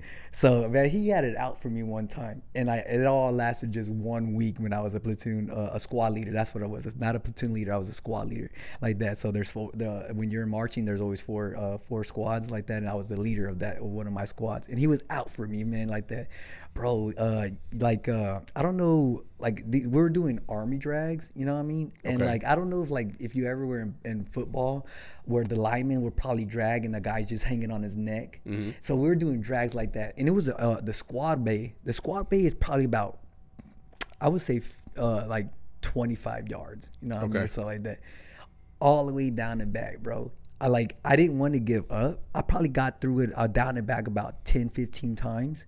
You know what I mean? Bro, I was so fucking tired, bro. So tired. sounds And, you know, miserable, bro. and I finally gave up. And freaking, and the second I gave up, he fucking fired me from being a squad leader. You know, like that. He wanted me to give up, bro. The next day, because I tried so hard not to give up, the next day, bro, my neck was killing me, dude. Like that. My God. But so things like that, you know, with the kill hot, you know, he purposely, that's his only job, was just to fuck with you all the fucking time. He had not like the drill hat, all right? He was on a timetable, you know what I mean? Like, we need to be here and here and here. Like his job was punctuality, you know what I mean?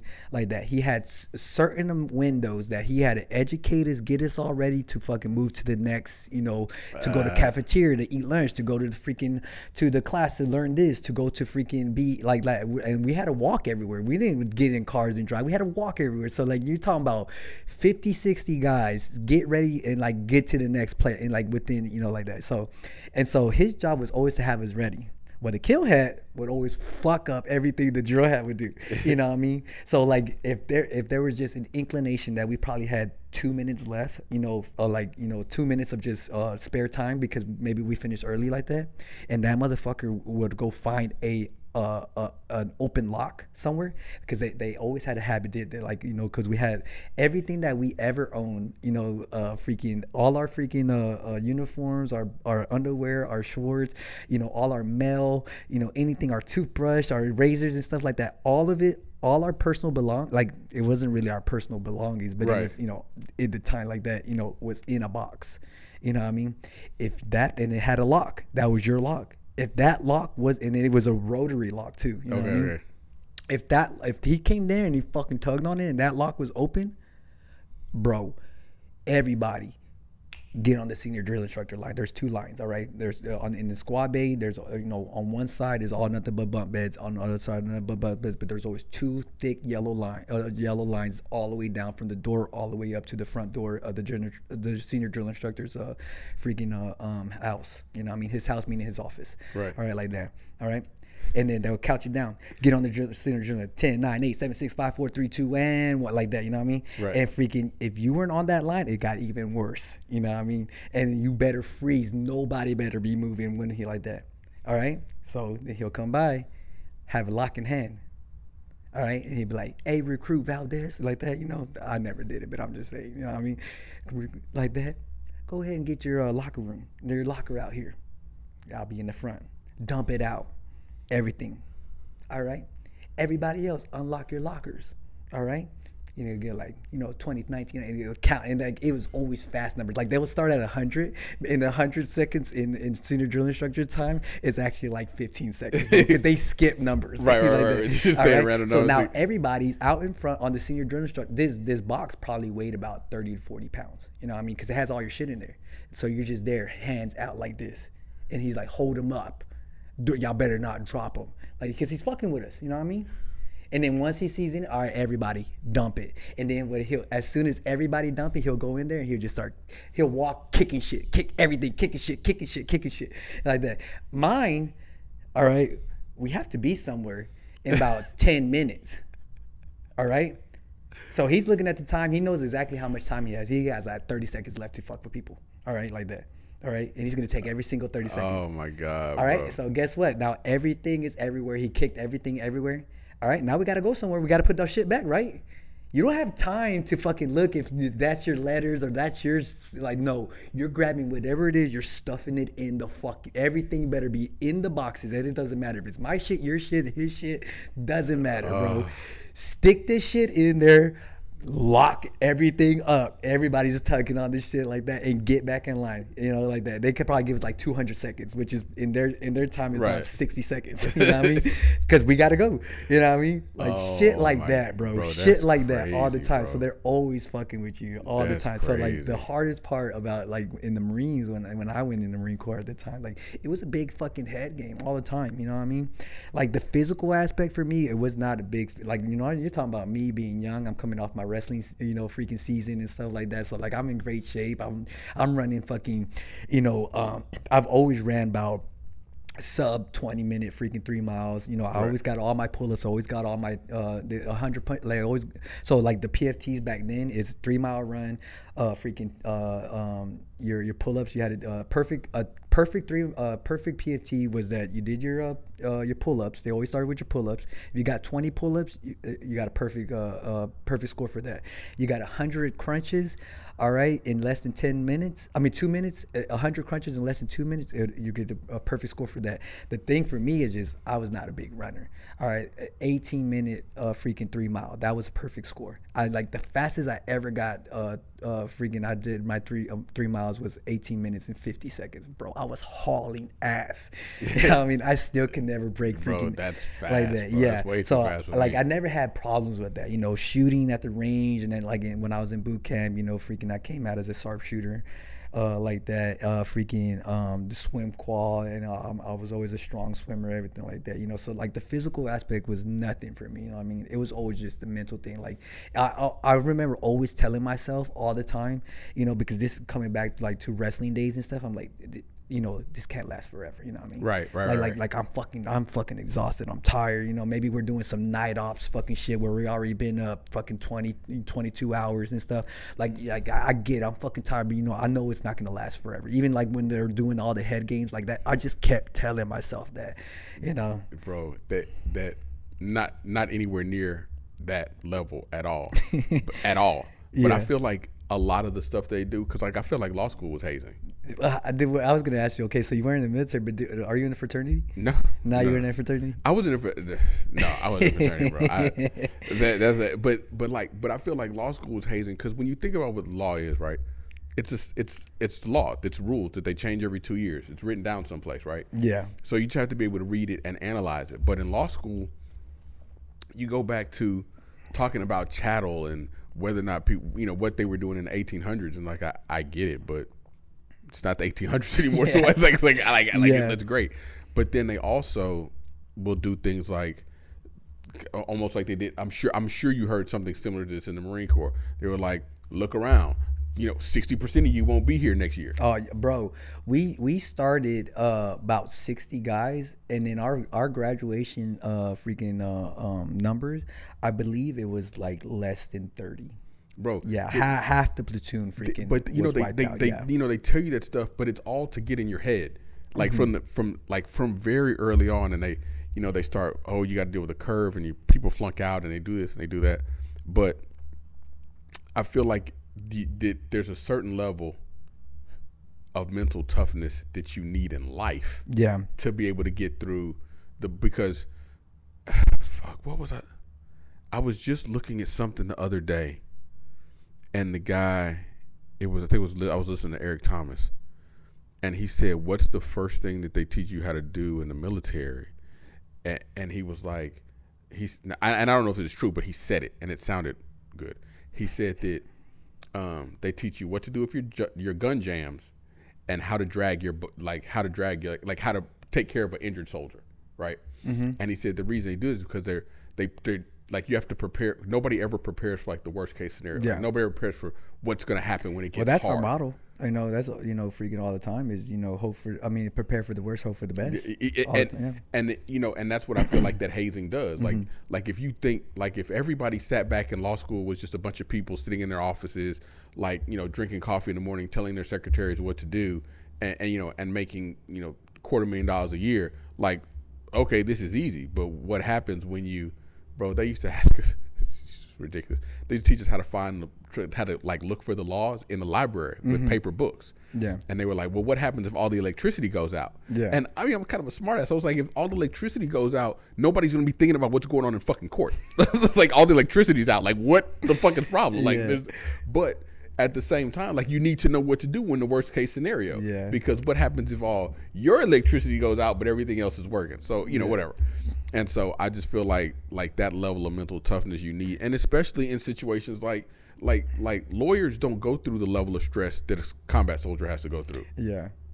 So yeah, like, dump all the shit out, find it, pick it up if you can. Like I don't know, and then when y'all get back from lunch, like, Who's got my draws? Yeah, honestly, what we did all the time, because like there's very little time, you know what I mean. So a lot of times, like when we had to like fix things and find things and stuff like that, and you know like that, we had to do it during the night, after like they put us to bed and stuff like that, and like you better not get caught. You better not get caught. It's like they had night watch, but like they're honestly, the night watch should be watching out for the drill instructors, because there was always one guy on duty, you know, like that. You know, one of the drill instructors was always on duty. So the night watch, there's 2 night watches, and their sole job is to tell us when the fucking drill instructor is out of his house in the middle of the night, like 12, 1 o'clock, you know what I mean? Well, like, cause like we're still kind of fucking around, you know, and like we're trying to freaking write a letter to our girl at home and stuff like that. With like you can't be doing none of that shit. You need to be asleep, you know what I mean? So you got to be up at 3 hours. You know, like that. But bro, like the night watch, a lot of times, you know what I mean, they be fucking asleep. They be in between like the bunks, you know, fucking nodding off and shit, you know, like that. Or they're probably talking to one of their buddies, you know what I mean? Oh my and God. they're so sneaky, they went sneaking in and like that. Bro, I remember with one guy, bro, he was talking to me and shit like that, and freaking the drill instructor snuck up on him. It's like I could see his soul jump out of him. Bro, he was so fucking scared, bro. Oh my God, he got fucked up, man. Like immediately, I'm not moving, so I'm just talking to him and stuff like that, and I just see him like that, and he fucking, his whole soul fucking jumps out, and he snaps to fucking attention and shit like that, bro. Like for a good 10 minutes, bro, I could just hear him on the freaking on the quarterdeck. So the quarterdeck is like the front part of the squad bay, like the main entrance, like that. Bro, fucking just getting killed. Push-ups, burpees, fucking crunches, freaking side hops like that. Like I was like, oh my God, like bro, I would. Bro, that reminds me of that scene in Platoon, maybe Full Metal Jacket. Full Metal Jacket. Yeah. You know, I think it's which one had Private Powell in it? Yeah, Full Metal Jacket. Full Metal Jacket. That's the one. Yeah, that's the one, bro. Yeah, bro. That's legit. Like as close as what you will get cinematic wise, right, to what boot camp was, you know, like that. If you really want to see like that, oh man, this is a documentary one, and I gotta look up the name, man. You know, I had it too. I had it on DVD. I don't know why I would buy it on DVD, but you know, I was such a freaking motard, that, you know. But yeah, freaking but man, it gets crazy, bro, all the time, you know, like that in there. Like the most stressful, I'll tell you, the most stressful part of a boot camp, all right, it was never in the squad bays and stuff like that where our living quarters were. It was in the cafeteria, bro. The cafeteria was the most hostile place to be in, you know, as a recruit. I can actually see that. Like, man, because you're talking about the whole battalion in there eating at the same time. You know what I mean? So you would have with a timetable. Yeah, with a timetable. So you had like we would have not battalion, companies. All right, you have Alpha Company in there eating at freaking, let's say 12 o'clock, because they know Alpha Companies to get in there, and within Alpha Company is 8 different freaking platoons. You know what I mean? So you need to get 8 different platoons with 40, 50 guys in each platoon, get in the cafeteria, get the fuck out, so Bravo Company could get in there and fucking eat. You know what I mean? Like that. And so, man, and you're talking about with 8 freaking 8 platoons in there with within one company. You're talking about freaking each platoon has 2 to 3 freaking drill instructors. So do the math. You're talking about 16 drill instructors in there, fucking running up and down the fucking tables, yelling at everybody, and you're just there trying to know. So that's where the saying comes like that. Like if you've ever freaking messed around with a military guy, or especially a Marine, is what we are saying is eat now, taste later. Like that's the saying, you know what I mean? We're scarfing down like that. We're fucking inhaling the food like that to get the fuck out, you know what I mean? So I learned, I not on that level, but I learned that from my dad. Yeah. So when my dad was in college, he was awaiting He was waiting his acceptance into medical school. He got drafted. Yeah. And so they put him in ROTC, like he's going through basic. And at the time, it was, if you were in an institute of higher education, they would let you go to school. Once you completed school, if the war was still going on, then you took whatever your degree was and you went to the war. Yeah. So he was waiting to go to med school. So it was like, okay, you'll go to medical school, war still goes on, you'll come out as a doctor, and then you go to be a doctor in the military. What is this, for Vietnam? It would have had to be, so my dad was born in 1950, so whatever's going on in 68, 65, 66, Yeah, I would 67, have to say in Vietnam. Probably Yeah. Vietnam times, probably near the end of it.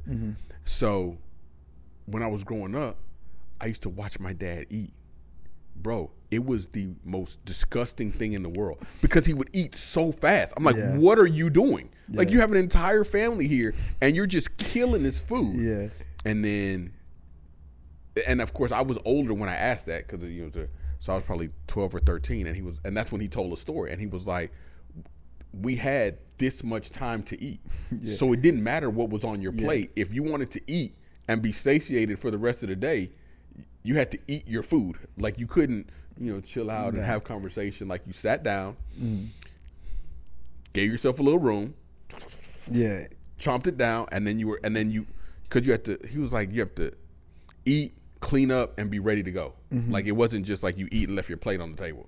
And so, bro, I remember times, like that, like motherfuckers would want to, like, they're eating and then they want to be like put more salt and pepper on their fucking food because it's not seasoned right, and then the drill instructor will catch you doing that shit and they'll just take the whole time. Oh, you want to season? They'll put more salt and pepper, like all of it on there, and it just makes it so edible. Like, all right, now go throw that shit away. All right, you're not gonna eat it, right? Or they're forced to eat it. Oh my god, like that. Yeah, the best time to go to the cafeteria and eat was if you were on a late chow.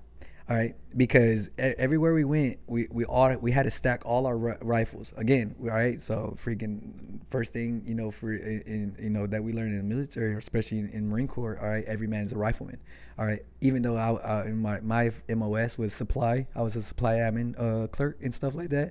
I'm a rifleman first, like that. Once rounds start going fucking down range and shit like that, I'm getting my rifle, and guess what? Now I need to freaking, shoot back like that. So that was always the mentality like that. So we always carry our rifles everywhere on base like that all the time. If you're more than one arm's distance away from your rifle, that freaking like that, you're in trouble.